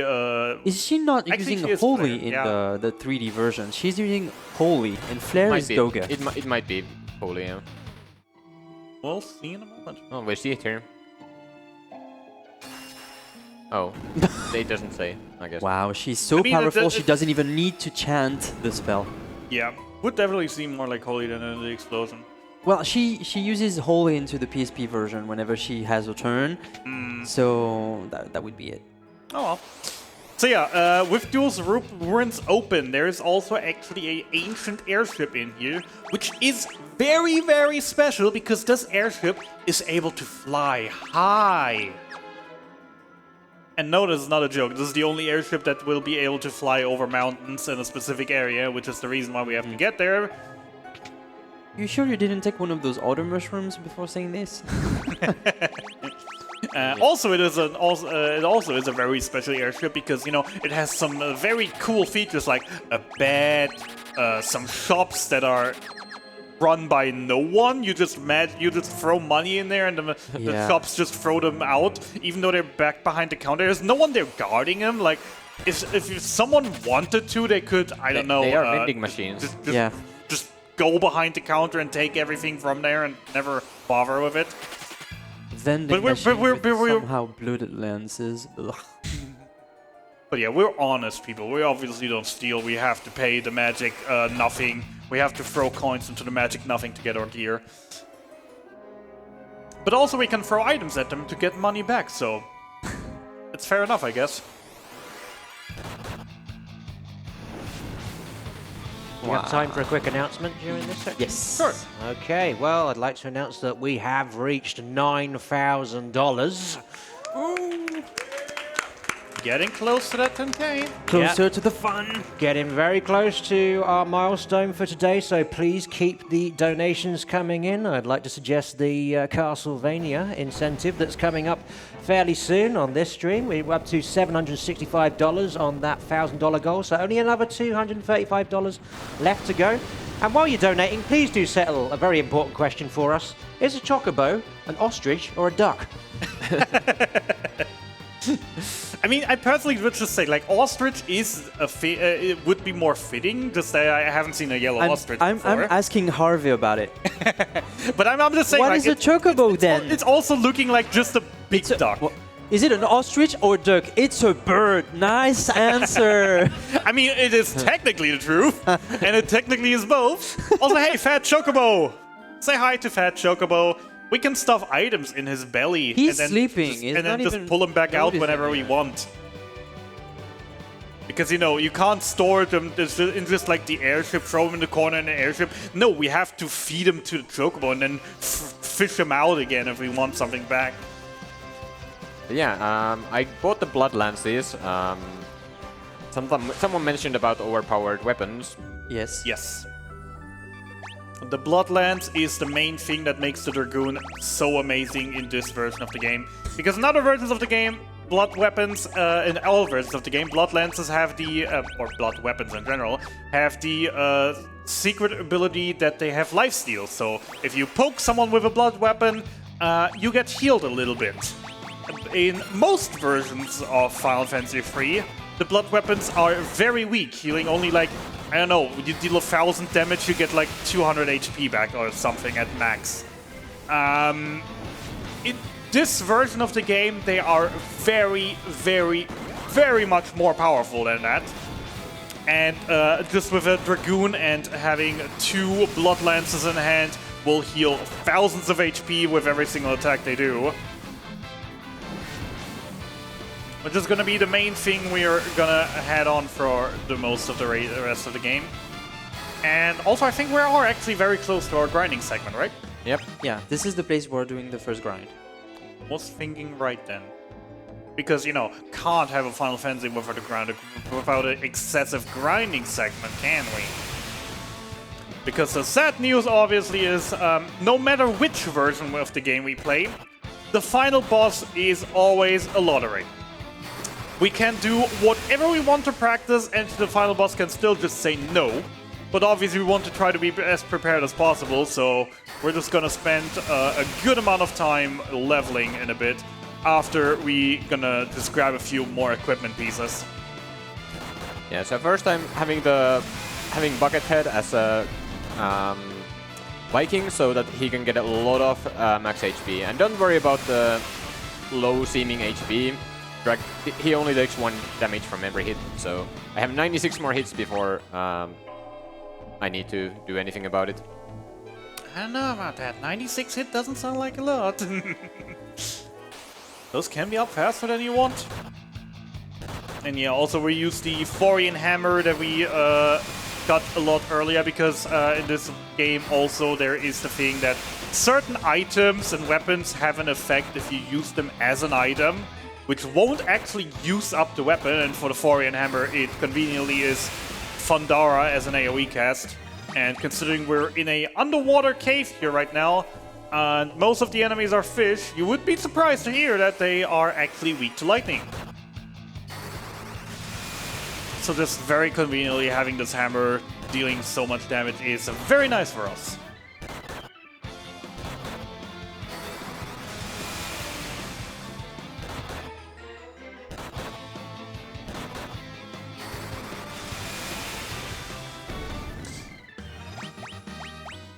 Yeah, unfortunately saying, like, people, crowd, we're sadly coming into a fairly stale part of the game, so if you want to, you know, take a break, walk your dog, get some ice cream.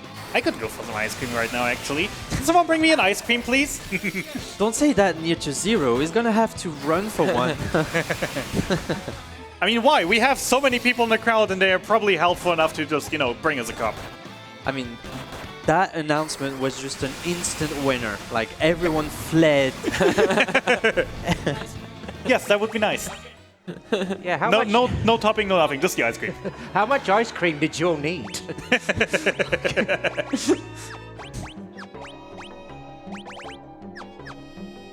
Don't forget to stretch as well. Getting comfy.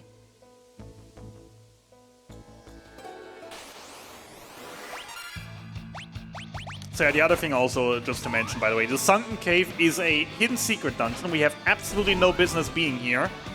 And we're also not supposed to be here this early, really, because the enemies in here are just very strong. But luckily, we are kind of... Might be better on the front row. Yeah, front row is a good idea to be in. But yeah, we... Oh, when did that happen?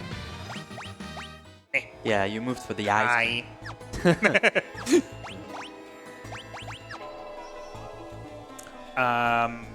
Yeah, Sunken Cave has some very strong monsters, and obviously because they are a little bit stronger, and we weren't really supposed to be here at this point of the game kind of expects us to find this place a little bit later, so things are quite strong, and give a ton of experience, which makes us just a great place to level grind. And yeah, you're basically seeing what you're going to see, how battles are going to play off for most the rest of the run, with just the Dragoon jumping in the air, not being able to get hit, and then, yeah, just jumping back down. And if they hit us, well, right now the Blood Lances aren't healing that much, only a couple hundred points of, but as we get stronger and deal more damage, it also says, well, it also will deal more healing for us, which will be very, very convenient. So yeah, I hope you like the battle theme. Ice cream? No, nice crit. Oh. That was your stomach speaking. No, I literally just understand ice cream.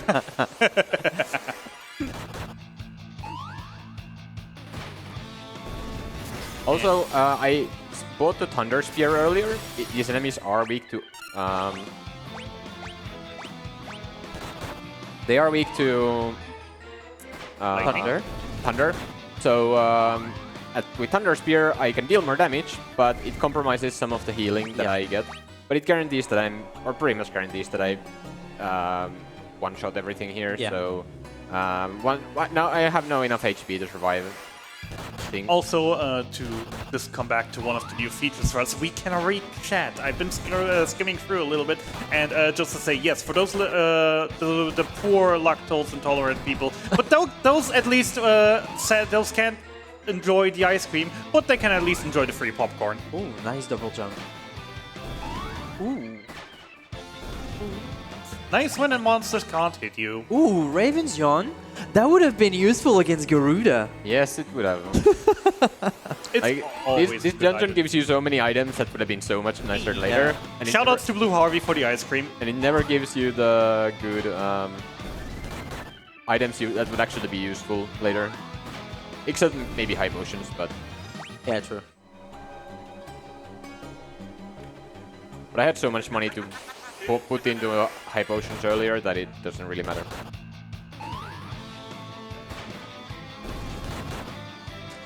So the main reason for this grind is, or the main goal is to reach a job level 99 in the late game. And so to get a job level, you need to do 5 actions in a fight. But each jump counts as 2 actions. So I can do 3 jumps, which is 6 actions, or 2 jumps and an attack, which is a little bit faster. And I will start doing it once I'm confident enough that my attacks will actually one-shot them. Yep. At least often enough that it's worth doing. It's very important micromanagement during the run, like when you also, get to know all the specifics of the level ups. Just for me to double check, because it could be a version difference, so it could be a thing. Does it have to be 5 in one battle? I mean, that is the maximum you can get, because you can only get 1 battle. But if you only get like 3, then the next one would still only need 2, right? Yes. Yeah, okay. So it does carry over. It does carry over, and it also, the carryover carries over. So like... the carryover carries over the carryover. So like if you ever do like if I accidentally ever do 4 action encounter, then what will happen is I can do 4 encounters with only 4 and it carries over. Like I can do 5s in between, but and I get, like, for example, if my character had survived Garuda fight, I could at some point do a 4 action encounter and save a little bit of time.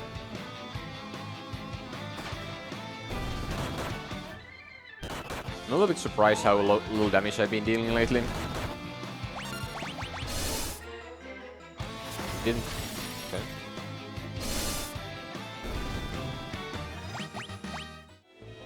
Must be just low rolling. We are just racking up these levels, and in that moment, if our dear host has anything to say, you have about 20 minutes if you want to fill them. I'm not sure I'll be able to drag this donation out for that long, but we got a $25 donation from Jepupu, who says, "Let's make Ulds a thing of the past. Humanity has seen enough loved ones succumb to that already." That's another one towards the Castlevania any % upgrade to whip-only incentive. That now brings us up to $790 for that one. Remember that the goal is $1,000, and we are not too far off of our $10,000 milestone goal for today, so please keep your donations coming in for both the incentive and the milestone. I mean, if you want, you can just keep on about the charity, the sponsors, etc. Yeah, absolutely. I'd like to remind everyone that we are supporting Alzheimer Fonden, who are the national Swedish fundraising organisation focusing on Alzheimer's disease and other dementia-related diseases. Alzheimer Fonden's aim and purpose is to increase fundraising to the benefit of scientific research in order to find a cure for Alzheimer's disease. Yearly, Alzheimer Fonden Science Council and Board of Directors grant scientists, researchers and projects around $3 million. With your help, even more projects can be funded. Shoutouts to Ruffle Briggs, our amazing host for the moment. Thank you.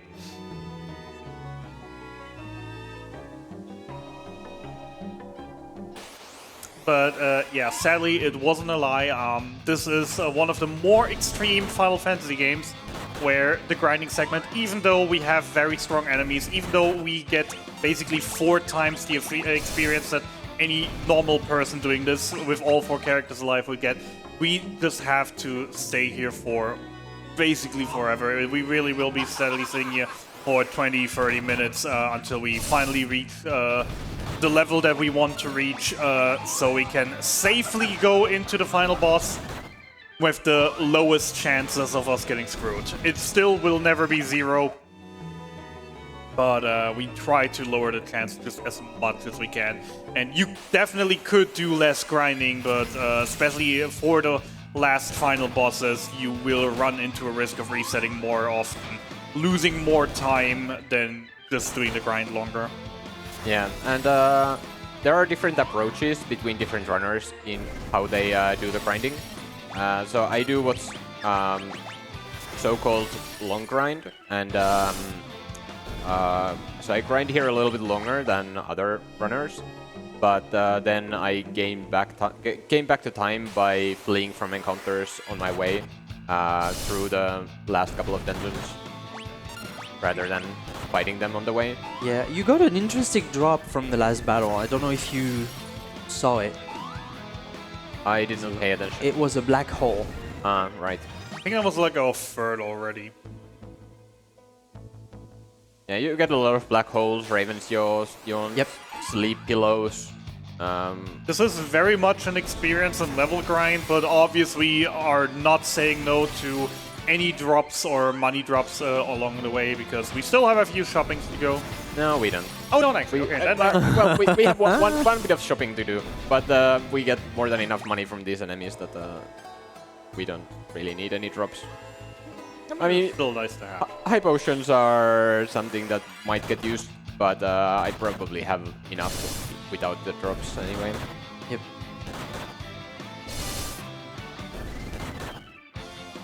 But the last big shopping was to get the blood lances. Well, I mean, it's really important because they, as you can see, they are... actually, now that I think of it, could we do a buy only one Bloodlance? And do Bloodlance Thunder Spear from the start? That would be a little bit riskier, but it would save a lot of money. Well, I That guess feeling that when you if get- you... Yeah. Feeling that you when you get routing ideas in the middle of a marathon. I mean, It could probably be an idea on PB pace. or routing something like that. ideas in the middle of a marathon run are one thing. It's still better than, you know, a major skip getting discovered like a few hours before your run. Well, no, that wouldn't happen to anyone. Luckily, it's a few days for me, not a few hours, but yeah. Got a couple of donations if you Sure. want those. Got a $5 donation from Edenai, who says Ondor really does lie, face down in the mud. Smiley face. That one goes to the Octopath Traveler 2 Super Boss language choice incentive. They have gone for Japanese. And we also have a $10 donation from Chat38, who says, feed runners some ice cream for God's sake. That You goes- want some Zero. That goes to the Thumper Showcase for the custom level incentive, and that is $10. I mean, if you really want some Zero, you probably just have to ask nice people in the back of the crowd. Can we have an applause for the crowd, from the crowd? You're great people.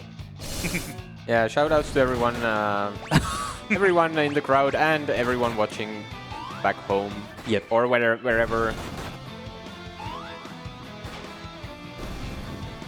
Also, yeah, maybe to, for those not actually into this, or who don't know Zero and what he's doing, Zero's main category and main Game. game is Final Fantasy XII, where, to be fair, most of the community does praise him as the god of Final Fantasy XII, because he's doing things to that game that none of us thought possible. And 2 of the 4 names we have here are references to Final Fantasy XII. The bucket hat is a random phrase that can be encountered early on in the game as you taunt some guards.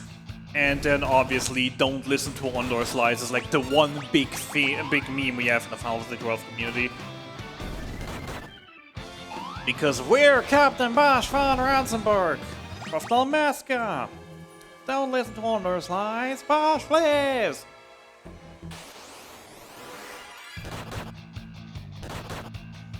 Bosch lives, but will Buckethead live? That's the other question.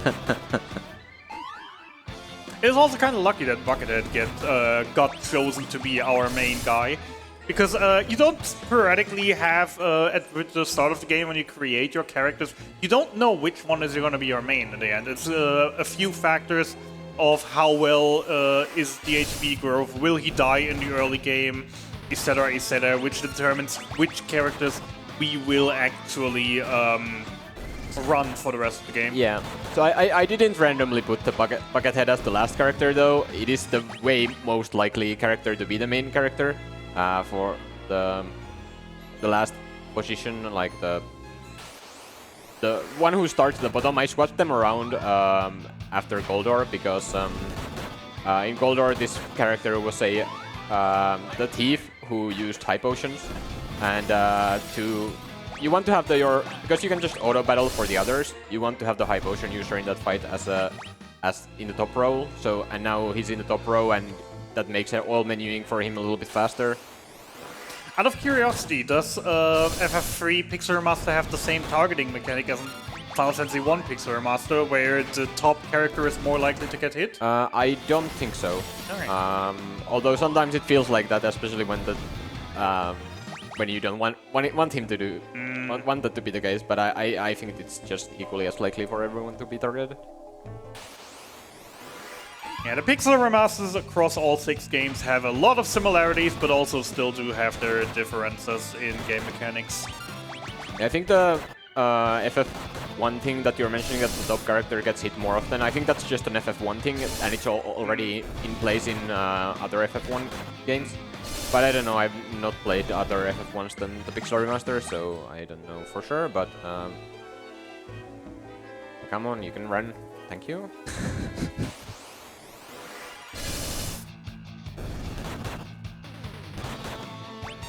Hey, we hit over 2000 HP. Yep. You think that's enough? No. Nope. Yeah. What is it roughly we're aiming for? 3,500? 3,000.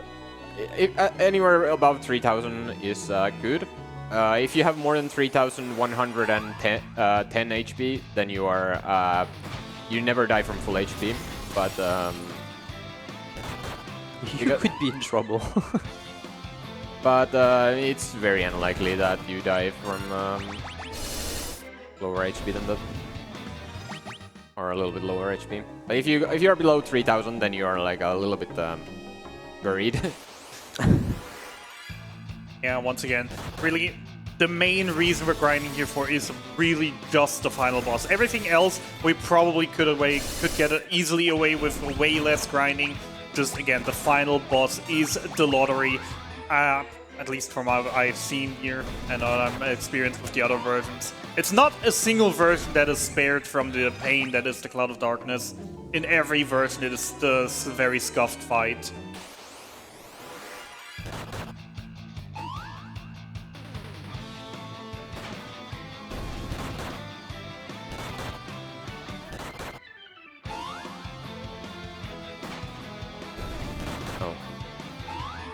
One thing I really love about the Pixel Remasters is the music, really. Some of the remade soundtracks are really just awesome. It's not even hurting to hear them hours on end. Yeah, I like FF3 soundtracks in general, and I think I like all the Pixel Remaster soundtracks. But even still, I think the HD version of Final Fantasy III has even better soundtrack. Like that's one, if not my favorite. It's definitely one of my favorite soundtracks.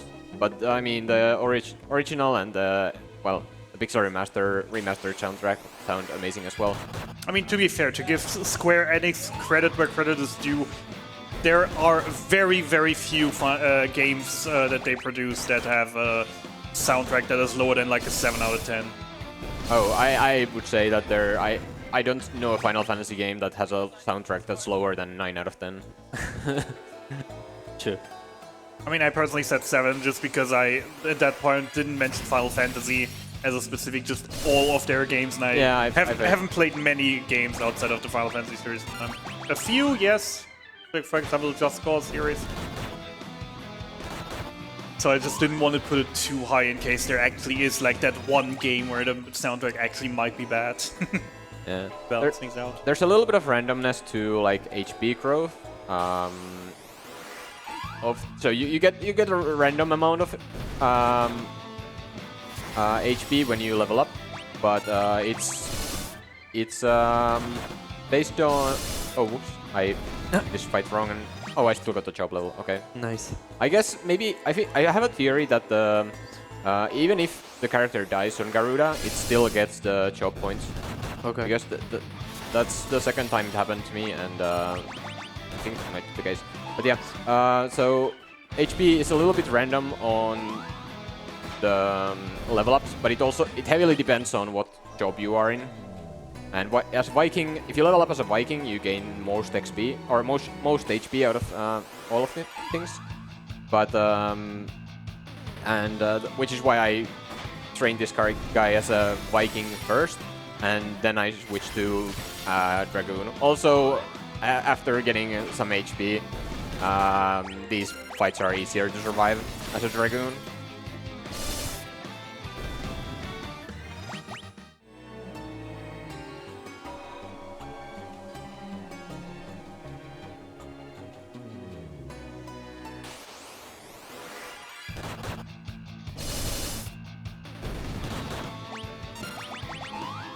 This part of the run is generally always just hard to be running it. Because yes, you will obviously, there is only so much you can talk about. And at some point you just run out of things to say. And then you still have 10 minutes to go. Well, hopefully we don't have 10 minutes to go on this. I could plug some of the prizes, if that would help. Oh, sure. Go for it. Sure. So yes, we do have a prize draw for people who donate. I'm just going to tell you about the grand prizes that we currently have. Minimum donation of $100 will put you in the draw for a DualSense Edge PS5 controller. And if you do a $250 plus donation, you can be put into the draw for the Tears of the Kingdom on Switch, or a custom ESA PlayStation 5. Also, just while I've been reading that, we just had a $10 donation from Chocobro, who said, ESA is off to a fantastic start. My wife and I are big Final Fantasy fans and are loving this run. Her son is excited and finds the crab monsters you're grinding against very cool looking. Good luck on the run. And that $10 goes towards the Castlevania any % upgrade to whip only incentive. Thank you very much. They are really cool looking enemies in this game.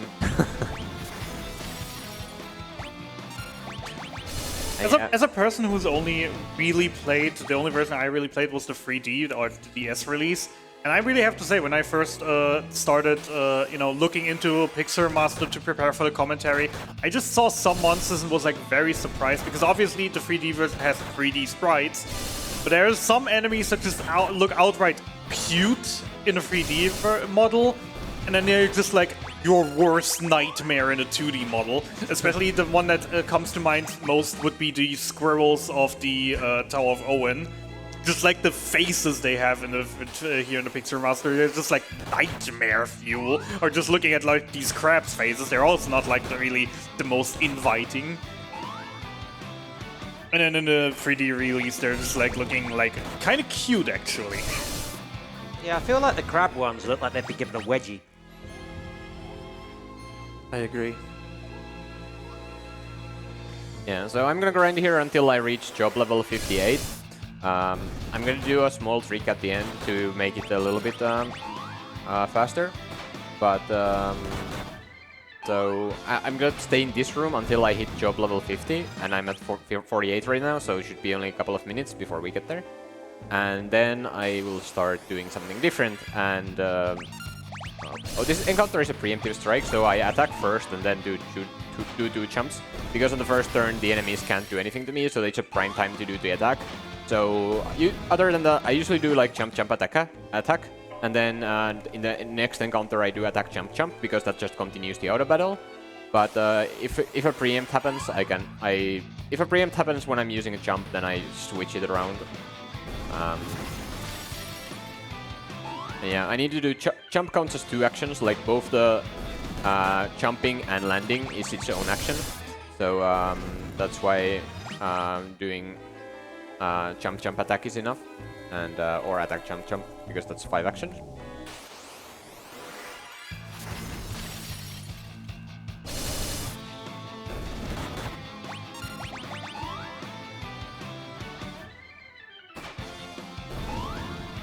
You can see we're already hitting very high numbers sometimes. Yes, there's crit chances, etc., but we're already closing into the damage cap from time to time, which is our also one of our goals. Because, damage is good, and the more we can deal, the easier the fights are going to be. Yeah, the more damage we deal, the faster the fights are, and then the less opportunities the enemies get to kill us. I mean, what was the saying again? The best defense is a good offense? Yep. Who needs to heal or, you know, protect themselves when everyone is dead? Exactly. Which is exactly the mentality I want to see every Final Fantasy XIV healer go about. A bit of healing is good, but dead enemies can't hurt the tank anymore.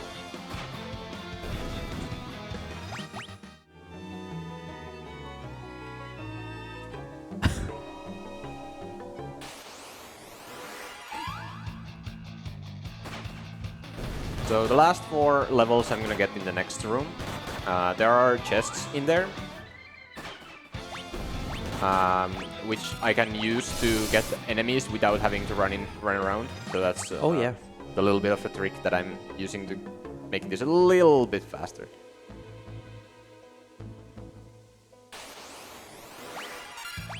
So I got one more encounter before activating those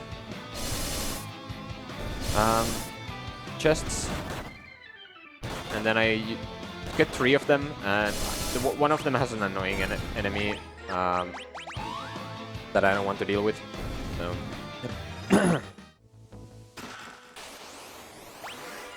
so here there's 1, 2, 3 defense, and then jump, because this guy's flying enemy takes damage cap from the jump, so that was 5 moves and I get the job level. And here is a Phoenix. Zombie Dragon. 1, 2, 3, 4. Phoenix down. Well, not Phoenix down, but oh no. Elixir? I'll get Bloodlands and Elixir. Okay. To deal 9,900. Right. So you could also use a Phoenix down because it's an undead enemy, so it would like kill it on the spot. I'm not sure why we're not using Phoenix Downs. I'm guessing it doesn't work, maybe? I don't know. No, it has a chance to miss. Oh, it has a chance to miss, that's probably why. That does sound about right, yeah. I accidentally did double jump, so now I've used both of my both of the 4-turn fights that I had when I jumped twice at the Garuda.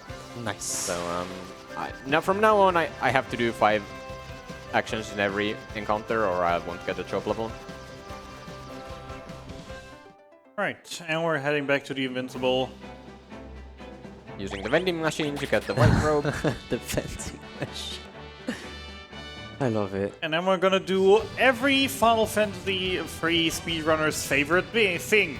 We're gonna hop over mountains slowly, because that's the only way you can.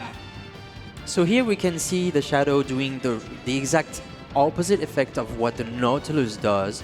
So it's mainly black shadow on grass, on the forests, maybe in the sand as well. I don't know. I never tried to land on sand, but it's the black shadow. So that means you can, and whenever we hover over the water, it's red. So we can't get down like the Nautilus would. This enemy only has 2 or encounters has only 2 enemies, so I can do jump, defend, and jump to do the 5 actions. So defending counts as 1 Nice. action, and I get the job level. So whenever you get onto the result screen, you don't see right away that like a green text to say that you got a job level. It's just a little text coming into the drop section, like saying like you have a job level. Yeah, it says underneath all the chats, but it's very easy to see. But you have to pay attention. Yeah, well, it's hard to see how many you have, but it's easy to see if you got one or not.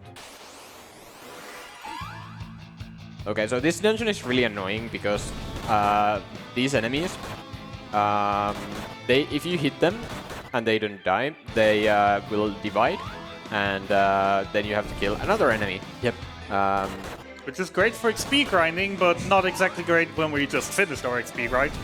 Yeah, and these guys don't die from a single attack. Yeah. So I will. That's why I jump 4 times there in that fight, even though even though I only needed less than that in a... Okay. Okay, fine. I guess we don't get a job level from that. Attack. The horses can be attacked. They don't divide and they usually die from an attack, but the other ones usually... Yeah, by the way, the dividing also is a feature. Right at the entrance of the dungeon, there was a Dark Knight that basically would have said something along the lines of, with the dark arts, those monsters will perish, but I'm too weak, here, take my weapon. And basically giving you a good weapon and telling you to, basically use the Dark Knight job, because the Dark Knight will counteract the effect that lets the enemies divide. So if you attack with a Dark Knight, they won't divide, they will just die in 2 or 3 hits. Yeah, so the game wants you to use the Dark Knight class here, but we just have a strong Dragoon that does the job for us. I mean, if you're strong enough, you don't really need anything. Or, you know, if the enemies are getting too annoying, there is always option C, at least for casuals, to just run away. Yeah, while we still really kind of want the experience here. Yeah. Unfortunately, the enemies here, because they divide, the game decided to balance it so that they give very little like XP compared to the other enemies. So like you really want to get the non-dividing enemies like the horses, because they give a lot more XP than these guys that can divide. Like I only got 2000 XP from that fight, but if from the fight with the 2 horses, I got like 9000 XP. So it's kind of annoying, but jump, defend, and jump. Also, yeah, the main reason we're here right now, so over the course of the game, we've collected 3 fangs. The Fang of Fire, the Fang of Ice, and the Fang of Water. Those will be needed to actually enter the layer of the Evil Dew to, you know, kind of cause the entire world flooded with darkness thing, because he made a pact with the Cloud of Darkness, who is the ruler of darkness in the world of darkness. Completely not confusing. And, you know, we just kind of wanted to go there, but the path to him is sealed. He's put down some statues, some elemental statues, that kind of create like a force field between them. And this force field is impenetrable unless we use the very high magic imbued fangs to cross through with them. And as you, maybe if you paid attention, yes, those are the same elements as the crystals. And there is one fang still missing, which is the Fang of Earth, which we'll be finding in this area, which is the main reason we're coming to this cave. So that's a thing that all the FF14 enjoyers can just go through whenever they go to the hole. Yeah, I'm still very much surprised that they, you know, just took the Crystal Tower Alliance Raid series and made a whole game around it. That is still a very impressive thing they did. And it actually is one of my is actually one of my more enjoyed Final Fantasies as well.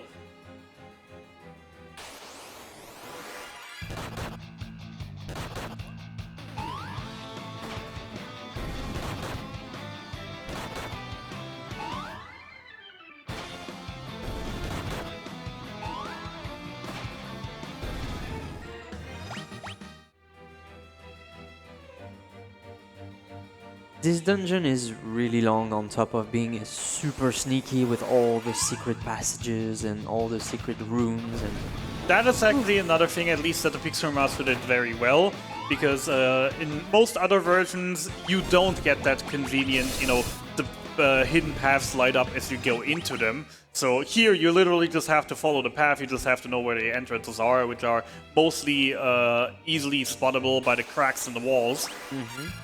While in every other version, you just, you know, you suddenly go into a wall, you're suddenly in the void, see the character in the void, and you just have to move around the void. Sometimes the void is just so big that you don't even see. Is there an invisible wall to my right, or am I still walking right? Which can be, in some places, very annoying.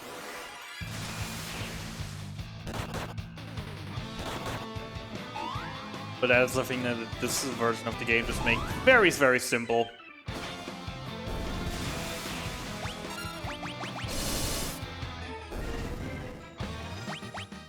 Alright, job level 72. We are 27 levels away from the max, which is not a lot right now, but it's still a little way to go.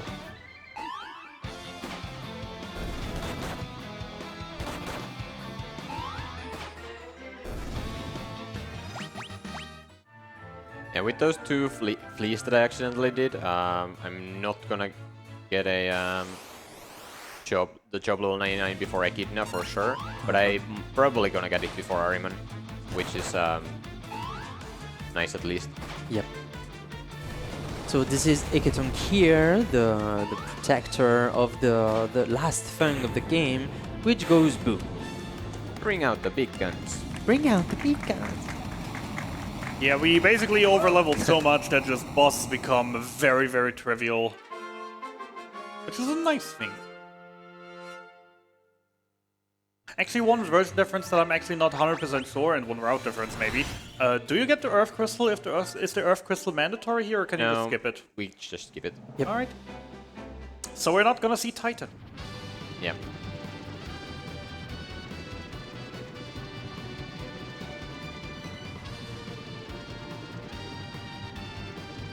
And we're mountain hopping again, because obviously the ship can't maintain hull altitude for longer than a second. Because, you know, that would be convenient and nice. That will use too much fuel. We tried to drive. I mean, to be fair, that actually is the best excuse for that phenomenon that I've ever heard. Because it also makes sense. Like, you know, if you want to fly higher, obviously to lay up the mass, they gotta rotate faster, which obviously needs more fuel. This is the best explanation I've ever heard, even though we never fuel up, but maybe there's just enough fuel in there for exactly that. Yeah, so those guys, they could have petrified me on contact, so I had to equip the Heroic Shield on the Dragoon to not get petrified, because if the Dragoon would be petrified, then that would be game over. Because the...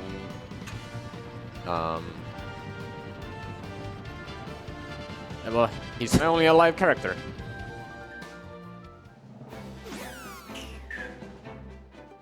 Alright, say goodbye for now to the Invincible. We're just parking it because we need the Nautilus again, because the Invincible ain't strong/fast enough. Also, I'm a little bit too big to actually fit through here. Because now that we all have all four fangs, we also got like another vision in our head from Doga and Unai that told us to come back to his manor because they want to give us something. They want to play Uno. Yes. Or Jurak. That's an option.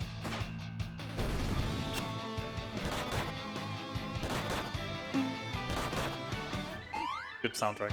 I already covered that one.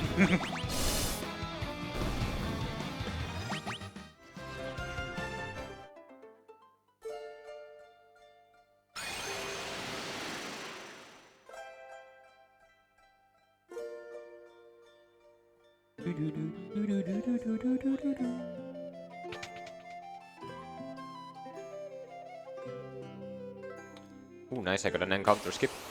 So what that means is that I would have gotten an encounter on the same time that I switched the areas, and then that encounter got skipped, and I just didn't get another encounter. So that was really nice. This dungeon has some really annoying encounters, so it's really nice to get an encounter skip here. And these are dynamics that I'm talking about. They can confuse you and they can paralyze you. I have the Heroic Shield equipped still, so that prevents me from the paralyzing, but they can still confuse me, which is a big annoyance. But they were nice. Thank you, Nemesis. Nemesis percent complete. Yeah, I was about to say, at least it's not as hard to beat the Nemesis as it is in some other games. More of these guys. The stare is the move that Return for revenge. Miss. So FF10 Nemesis percent run is very easy. You only have to beat one Nemesis, but I have to kill 6 in this one. Right. Right, so here we are, Doga and Unai, just here, they're being like, yes, we have a key for you, but in order for the key to function, you must first kill us. Yeah. This is randomly throwing that in there, and for some reason, yeah, that doesn't exactly look like the old hooded man that just was with us. Which also is never explained. Why those have, like, monster transformation? No one explains why there's monster transformation. Like, first we had Gutsko who turned into a dragon. Now we have Unai and Doga turning into whatever those are.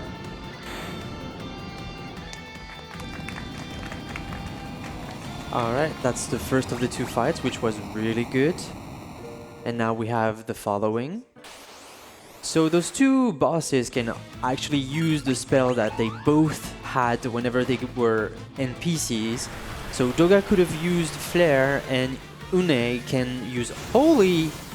Ha! And actually Doga did use Slayer once, but again, we are just so full of ourselves with HP and Bloodlance power that we don't really care because we just heal so much more than NPL deal damage. That was a nice double fight. Even getting job levels through it, so that's all we need.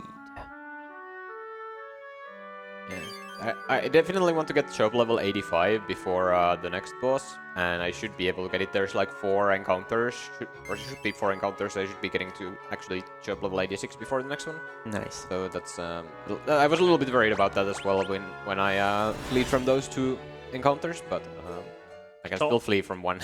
So also I assume we just gonna ignore the existence of Eureka and just head straight for the Circus Tower? Oh yeah. I mean, if we were into the Steam version of it, we would even out of bounds right there, like skipping a whole lot of the game just to go to the final section. Which is a thing that we can't do anymore in the Pixel remasters. There's no out of bounds shenanigans anymore. Yeah, since it is pixel bound, you can't just, you know, do this thing where you're like 1 frame of land where it actually allows you to dive underwater to get out of bounds. But yeah, we have to get back to the Invincible because, as I mentioned before, the final dungeon is protected by 4 statues, and behind those 4 statues actually also is another mountain.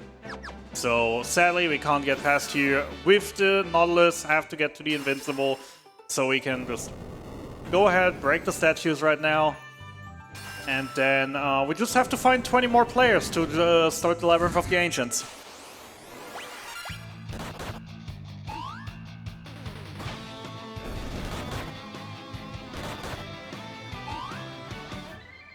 So I'm pretty sure I cannot one-shot these with an attack, so I just do 3 jumps. Yep. Enemies here are pretty strong.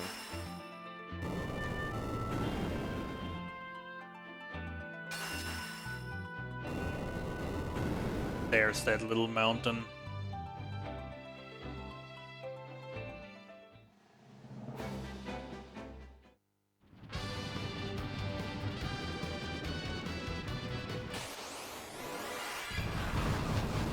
Oh yeah, that's the thing I forgot. Like the airship can also attack. Yep. Yeah, it air attacks at every fight. The double hitting is really getting to me. That's fine, you're nearly done with it. And then you can go back home and rejoice that you don't have that issue at home. Okay, so here I'm gonna do something different. I'm going to petrify this red mage. So that's what we call gradual petrification. So whenever we use this rod, this specific rod, you have to hit yourself multiple times in order to completely petrify yourself. Or enemies. Or enemies. But the funny thing from this version is like you need 3 hits to petrify yourself. On the PSP version or the 3D DS port, you have to hit yourself twice. It only gets like two hits to get petrified. Is that with or without 1 or 2 column staves? 2 column staves. Yeah, I have only 1 column stave here. Ah, that's blue why. I could have bought another one, but I didn't want to. I didn't want to go to an extra shop. Oh yeah, I thought you had 2 of them. Okay, Yeah. never mind. So yeah, we're just making our way through the Labyrinth of the Ancients before we're gonna reach the Circus Tower. So for those who just joined the run right now, they don't understand why we petrified one of our party members on purpose. Is like, so yes, we won't be able to act with that character, but in exchange, the enemy can still target it, and everything that will be thrown at that petrified character will miss without taking any damage, without shattering, without anything. So that's an extra target that the enemy can have in sight and make us gain some times and some opportunities to land some hits and some damage. I mean, basically now every single time the enemy has its turn, launches an attack, it's a 50-50 that it hits the statue, and if it hits the statue, miss, no damage was dealt, we don't have to heal him anymore, we don't have to waste potions. It's just such a great strat to avoid damage, save time healing. It is a little still RNG, and it still is a thing that we will probably have to do those things still multiple times to actually, you know, stop and heal if it gets close, etc. But yeah, generally it is just so much nicer this way. All right, So- welcome to the Circus Tower. Hey, that's the Jin from the very start of the game. Remember him? Well, he got beefier in here at least. Yeah, so what Zero took from the previous chest was a Holy Lance, which is like the ultimate kind of lance, and does holy damage, which is quite convenient against most of the bosses that are gonna come because they are like darkness affiliated. So. Not really, it's just a stronger lance. Also, I think they have no weaknesses, the enemies, or resistances, so... Don't they? I think Ahriman might have. Ahriman might have a fire resistance, come to think of it. It might be, but I know there's no... At least they don't resist holy. Okay. But it doesn't do that much more damage, but it's still like 300 more damage per hit, so you save like... well, it's like 10% more damage with the Holy Lance, but you sacrifice some healing, so I will be alternating between using either 2 Blood Lances or Blood Lance and Holy Lance, depending on how dangerous the next boss is. But the next boss actually is one of the main reasons why we have a petrified character. So the next boss has an AI pattern that every other turn he's using a single target move, and every other turn he's using a multi-target move. And if the multi-target on the turn that where Dragoon lands from the jump, the enemy cannot target the Dragoon. So I will make it so that every time that the Dragoon or the next boss is using a single target move, he will be the Dragoon will be in the air at the start of that turn, which makes the enemy always use it on the petrified character. And even if the Dragoon lands before he uses the attack, so the only way I get damage in the next fight is if he gets his turn off before the Dragoon on the turn that the Dragoon jumps. Let's heal up. Also, Zero, there was a good question in chat right now. And that actually piqued my curiosity as well, because it could just be a mechanic issue. One petrified character is good, but why not use 3? I think it takes too much time for the effort. Like, you can, like, for example, these fights where you can abuse the AI pattern, you only need 1 petrified character to do the trick.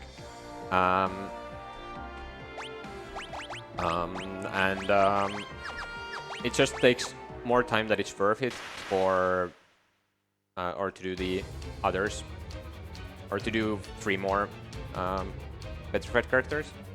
But it would be safer, but So it technically would be possible, it's just, you know, if you want to optimize and go fast, it's not worth the extra like 30-40 seconds to petrify. And also, one thing is that the petrified character also gained XP, so That was the thing that I was thinking. the XP gets divided between the petrified character as well. So I would be getting less XP from the bosses and the rest of the random enemies, because I am still not done with job levels. I'm gonna kill enemies after this boss to get to the job level 99. That was the other thing I was considering, because I knew that was a thing in Final Fantasy 1 Pixel Remaster. I wasn't sure if it also was a thing in 3. So petrified characters can still get experience. Yes. We don't want to lose too much. Good to hear. Also, can we just gladly have a shout out here for Doga, the biggest troll of the run. He's going all around the land, collecting people that are close of us, that are of pure heart, to break the curse of these statues. And now, as the very final one, he comes to this village, sees those 4, and asks, would any one of you please come with me and help save them? Implying that he could have just taken all 4 of them and then just one of the others. Saving a ton of time for him, for us. But that makes us see Dash again. I mean, they could have taken Dash as the 4th one. I mean, So who Dash remembers, is not dead. who remembers Princess Sarah? I do.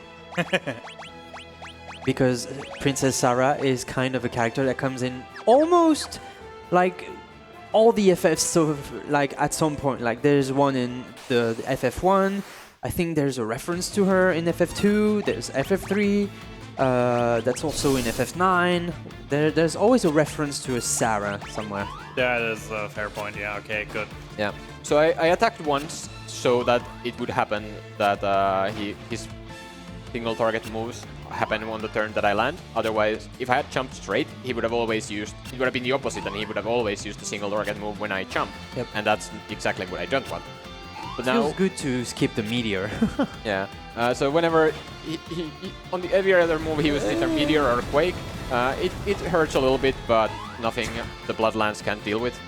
Especially when you have double, you can go with Holy Lance and Bloodlance here, but that gets really scary if you Yep. get hit by multiple meteors or quakes in a row. But with double Bloodlance, you can still die to this fight, but it's really rare. Like, you would need to get like at least 3 get hit by at least 3 turns in a row, and you would need to low roll in between with your jumps, because the more damage you deal, high rolls are good on dealing damage, because the more damage you deal, the more damage you heal, and it's just very useful. Or also for being quicker. Yeah, also, by the way, this was the big bad evil guy that we were preached about the entire game, that, you know, his lust for power basically destroyed half the world, and there he goes down. Also, the enemy death animation is faster when you have auto battle on, so you want to keep the auto battle on during the when enemies are dying. So, now that Sunday died, the Cloud of Darkness is just like, but I kind of had a pact with this dude. But he's not there anymore. Well, then I'm just gonna take the entire world for myself and just gonna go in darkness and just gonna murder us. Because that's the Cloud of Darkness for you. If he doesn't like you, Yeah. he just particle beams you, and you just aren't able to do anything about that. That's an interesting way of this game to inflict death on you. Like for the previous version, and I'm thinking about the NES one, or even the versions after, you would have an item to inflict death to yourself. Yeah. And I don't remember the name anymore because I had it. Was it technically Musk? attacking yourself would also be an option. I think it was a Musk. Black Musk? Something. Black Musk, I Could have guess. I Yeah. think that's an item in this game. I don't know if I've ever used it, but I think it's an item in this game. Alright, well, with that settled now, we're heading off to the World of Darkness. And now it's the time to queue for the Alliance raid. Time for the third one. FF14 Raiders, we're waiting for you. Are we team belly, ads, or chains today? Oh, I accidentally scrammed. Oh, That's another encounter I accidentally fled from. Now I'm getting really worried about the... like, not just defend. Thank you. nice. Now there's the real meme. thieves are the floor tanks. That's been the case since Final Fantasy 1. Actually, in Final Fantasy 1, thieves can be quite good when they turn into a ninja. I've seen so many memes of thieves just in Final Fantasy 1 just lying dead on the ground.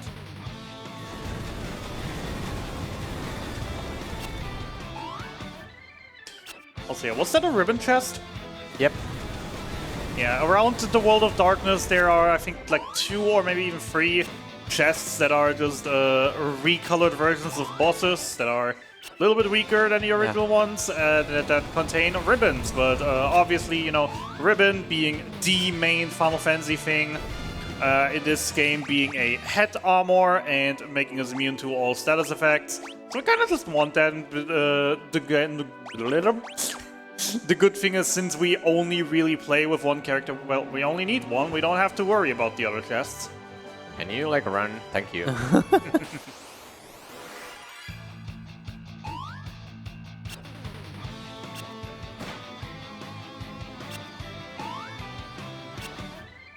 So yeah, here in the World of Darkness, we are now on the search of the Crystals of Darkness, the counterpart to our crystals, which are all guarded by a powerful enemy and sealing away the Warriors of Darkness, which are going to be our allies here. And ooh, we're actually starting with Cerberus. Yep. Yeah, so Cerberus is the easiest. So remember lightning that Garuda used? Yep. Yeah, that's the worst thing that this guy can do. Back then it was dealing like 500 damage, and now it's not dealing that much more. Yeah. It's just interesting to me, for me to see, because in the 3D version, at least we kind of fear Cerberus, because he can get 3 attacks every turn, and he can just do all sorts of nasty stuff if he doesn't want to. Oh yeah, Cerberus in the HD version is like the second only to Cloud of Darkness in how scary they are. But this one, like, you can see the damage. 200 damage there. Like, cute little puppy. Can we lightning. pat him? Can we pat him? And he uses lightning every other turn, always. And so, like with Sunday, I did one attack first, so that he would always do the lightning when I'm jumping, and then the single target move when I'm when I'm landing from the jump.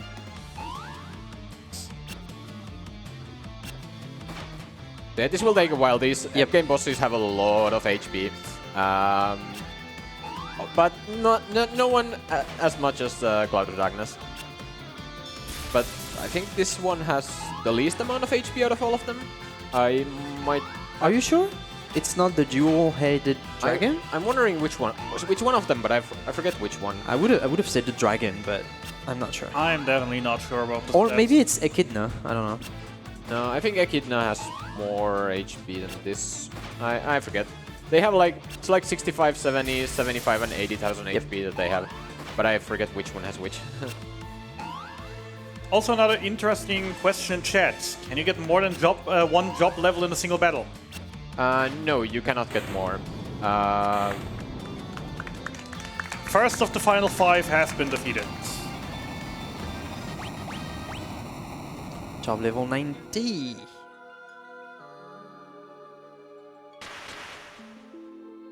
So this is one of the Warrior of Dark, which are willing to take their path towards Cloud of Darkness to hinder her plans of ruling this world.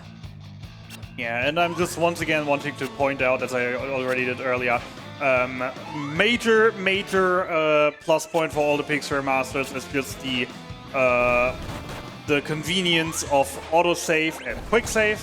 Because yes, these bosses are scary, but at least it's not in a game where if you die in this part of the game, you have to do the entirety of the Crystal Tower again, because you can't save in the entirety of the Crystal Tower or the World of Darkness. Yeah, don't tell me about that. What's the main reason I never finished Final Fantasy III as a kid? Because I only had the DS version, and that was my main issue in the end. I mean, for whoever is like quite familiar with ESA, in 2018, when we did the FF3 run on PSP, it was a nightmare.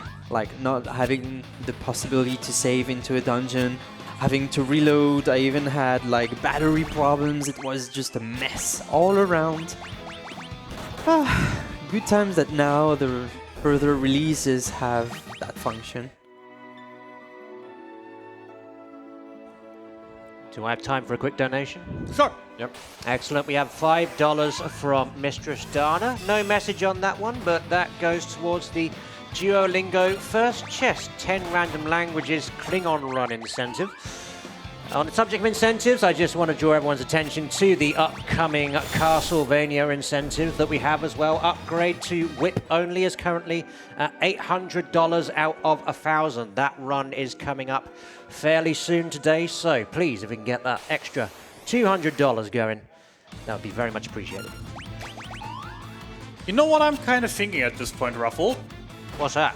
I'm kind of thinking the people are keeping back the donations right now because they know what amazing run we're having after this Final Fantasy run. Well, that is true.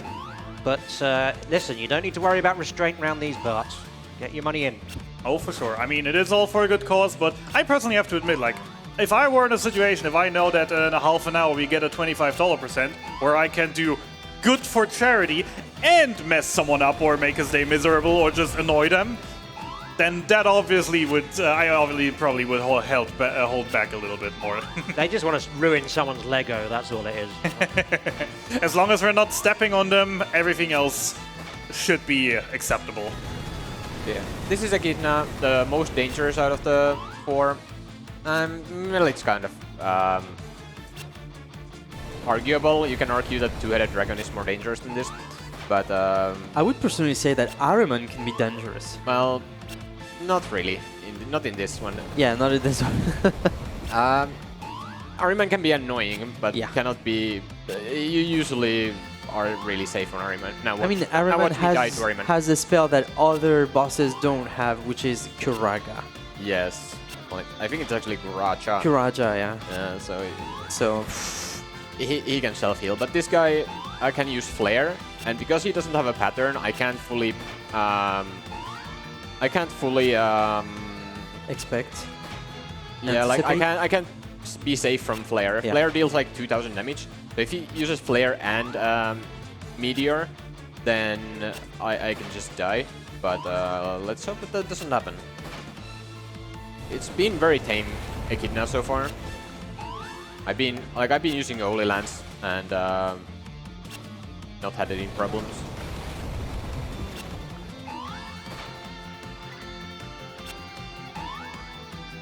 Like, I've been very lucky with the Flare targeting. It's always targeted the Red Mage, even when it would have been able to target the Dragoon. The Dragoon. And yeah, Echidna can def witch one-shots, but I think that always misses because of the ribbon. But Would think so too, yeah. at least I've never seen getting hit by it. Oh, there's the flare. Wow. The That's last hit timing. too. Wow, wow, wow.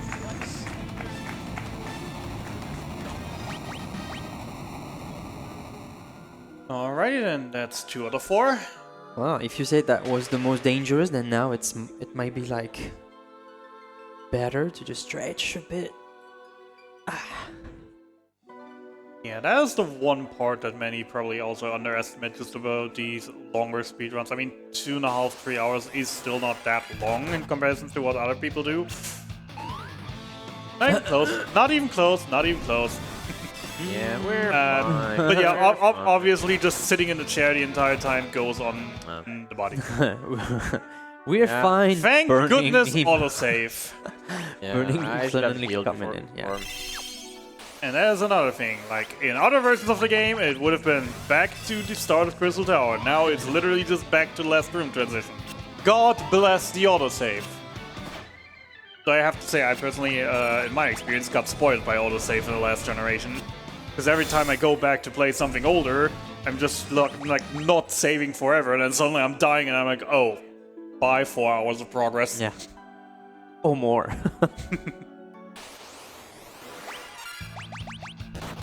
We did get kind of spoiled in the last couple of years in video gaming, which doesn't have to be a bad thing.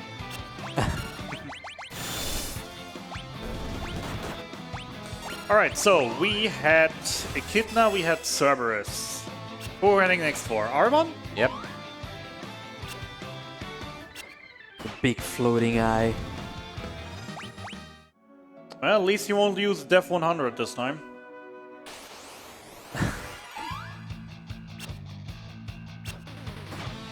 It is kind of sad how many 14 jokes I'm just bringing in here, but what can you help it?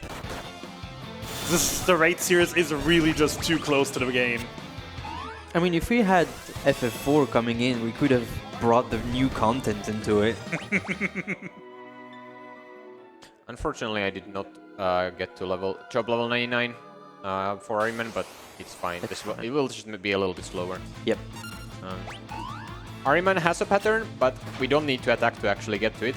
So we easily jump, and we keep jumping. And every other turn again, he uses multi-target, and every other turn he uses single-target move or Kuracha. So Kuracha heals for about 5,000 to 6,000 HP. So we don't want to see it. Yeah. Oh, I actually might be dead to this. No, we're fine. We're fine. Everything is great. Well, we're fine if the Bloodlands would heal for like good. I mean, if I understood correctly, we're only using one Bloodlands right now, right? Yeah, I maybe should have equipped the second one as well as once I got to low HP. It's whatever. It is a luxury one has in this game, but we'll be fine. We still have plenty of time. Bolt of Darkness is not going to be evil. Oh god, did I just commentate across it again? Yeah, I guess since I didn't get to job level 99, I probably would be better advised to switch to Bloodlances once I get to low HP. Yep. Or, yeah. Wow. Early Kuraja.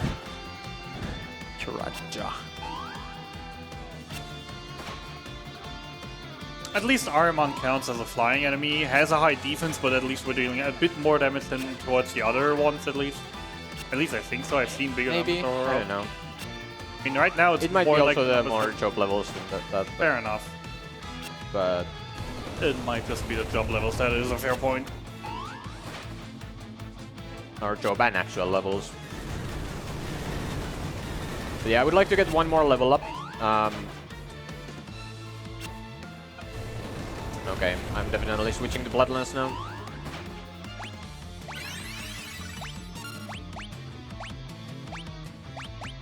Yeah, better safe than sorry. And there we're full again, or nearly. But yeah, just Probably not worth it to switch back. It's not that much less damage. Yeah. But yeah, just pointing out once more, blood weapons in this version of the game are just so stupidly broken and accessible. Like they were just lying around in a shop.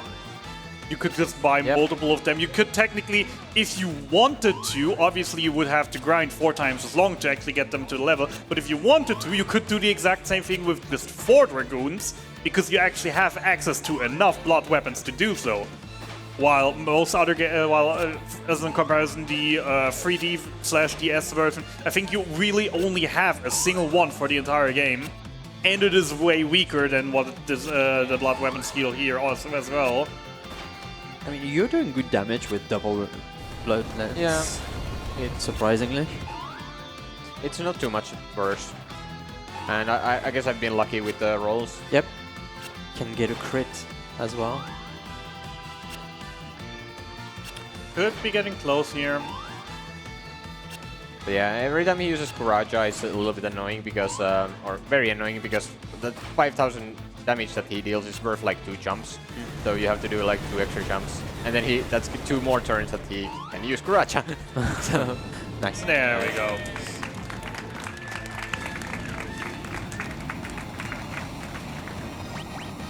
And there's job level 99. Nice. Problem solved.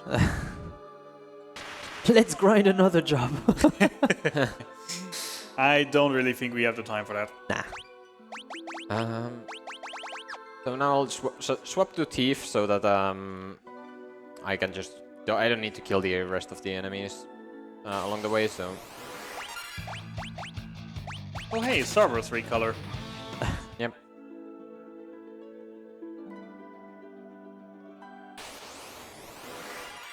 Alright, so we have one more of the big four, one last crystal to free.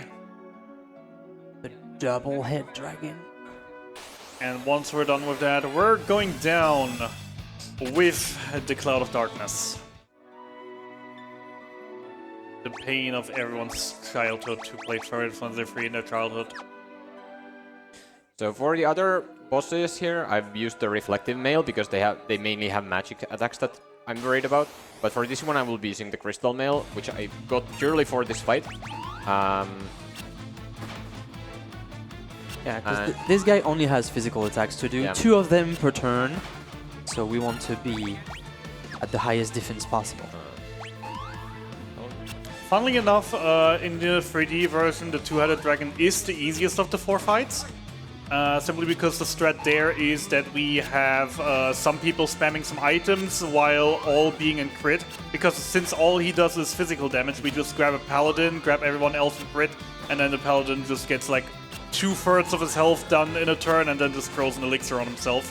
Yeah. Because one of the other nice things is for the 3D version, we have an item duplication glitch. Yeah, for the DS version only. On PSP you don't have it. Yeah. Not even for the DS version, only for the PC port of the DS version, I think, even. Because the DS version didn't actually have the auto battle feature. That was, I think, only was added to the PC port of it. The DS version also has the item duplication glitch. Yep. Yeah. And the Japanese version, you can even duplicate magics, which sell for so much gil that you you have so much money in that run. Oh boy. But I remember that. yeah. But yeah, I'm being really lucky. He hasn't hit the Dragoon at all. The Dragoon, he can one-shot the Dragoon if he wants to. So that's at no problem or at no point are we safe until we see him the death animation. But yeah, we're relatively safe on full HP, but it's a little bit spooky every time. Yeah. Nice. And there we go. That was the second to last boss, so now we are going to the final one. So now it's just the question, how often do we have to spin the roulette to win? Hopefully just once. Yeah, let's just get a first try. Yeah. Cloud Darkness, and I'd be all for that. then we would be underestimate even with all the issues. To be fair, you are excused for going overestimate. With that double tap, I mean, as I said, I've been there with Final Fantasy 1. It was literally unplayable for me. So I'm having huge respect here for just even trying for the most time here. I mean, not much choice for me, is there? Yep. So yeah, so we're going for the final boss. We are gonna go do the fight, and the time will come whenever the boss's death animation starts flashing. Definitely want to do Blood Lances for this fight and the Reflective Mail. So the main threat in this fight is the Particle Beam, which is magic based. And yeah, the Warriors of Darkness that we just unsealed from the crystals are now just gonna jump into the Cloud of Darkness, weakening it in the process and removing its invulnerability, making it actually, vulnerable. That's what removing invulnerability is. And let's go. Weakening her. and now I put my controller down and just hope. And we all just pray. And hope. An immediate double Particle Beam. No, okay, this is going Do you want to do the choreo over the music? Huh?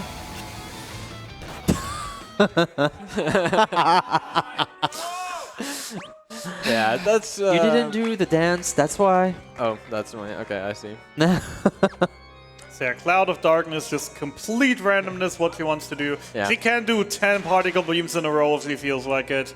Or she just does absolutely nothing and just normal attacks the Stone Warrior. Yeah, you just want her to do a particle beam whenever you jump, and that's it.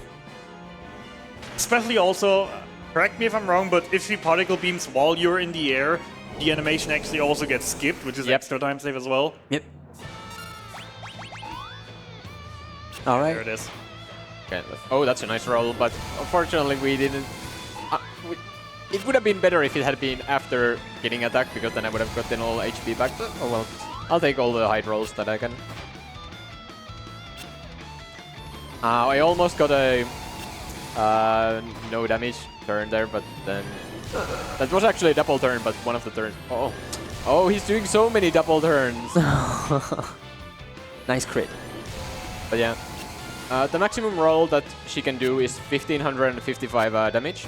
So 2 of them from full HP does kill. But I mean, what's the chance of that happening, right? I don't know, one every... The only real redeeming factor this fight has is it is long, it is painful, it is pure RNG, but the music slaps. The music is really Music's good. banger. But yeah, let's just relax and hope and stretch And go for the win. It looks better.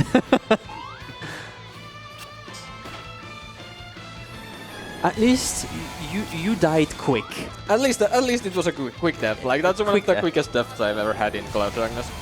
It's like I've died to Cloud of Darkness, so that Cloud of Darkness has been one hit away from dying. Yeah. And that's like a 3-minute time loss at least. But that wasn't too bad. We can still be underestimated, or we will be if this fight survives. Looks good. Not if, but when, because it will. No. So prepare your hand over the button. Oh, are we pressing the button or Yes. are we? Yeah, we have to press the button. Okay.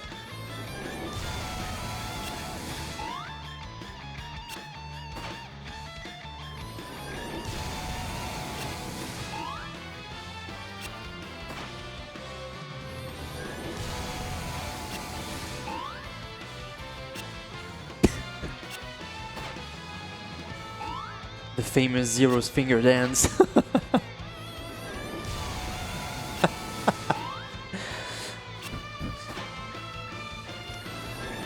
I haven't been counting damage, so I have no idea if it's close or not. Just enjoying the music. Yeah. And when we don't hear it anymore, it's either we won or we died. Yeah.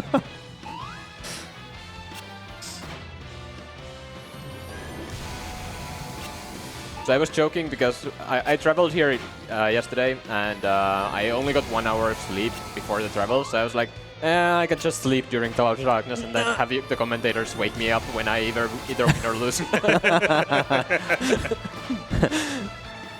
Alright, should be 1 or 2 hits away. And while we see the fight, I think we just got a last donation in for the run. It might be No, the it end. might be it. It might Very be the end. soon. Ah, Really close. really close. Come on. And he hit now. No. Ah, And he hit now. come on. Now the double. Come on. The double. Come on. Oh, we got a double turn. We got a double turn. We're safe. Ah. And he hit now. Yeah, this is a long fight. Come on. Damn you. Oh. Ooh, the max roll on 91 HP. And There we go. Wow. GG! Oh, Jesus Christ. My heart nearly stopped when it went into double digits. that was one finish to the fight. Well, Sounded like an FF3 run. yeah.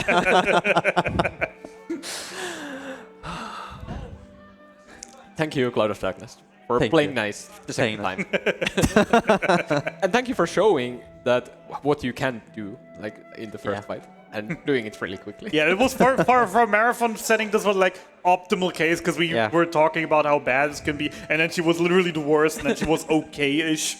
Yeah. She was like, let me have you a taste of darkness. And then, okay, I'm playing fair. Okay, it's for the charity. I'm leaving you that this time. All right. But for the relay, it Yeah, might be another story.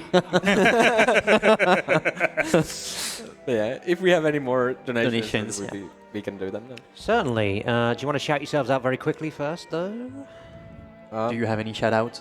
Shout outs to everyone in the community, I guess. Yeah. Everyone who has been watching and everyone who donated. everyone on the ground, maybe these guys as well. They know you. Maybe. Maybe. Thank you very much for commentating, and especially since I had to concentrate a little bit more than usual, since I had the double tap issue.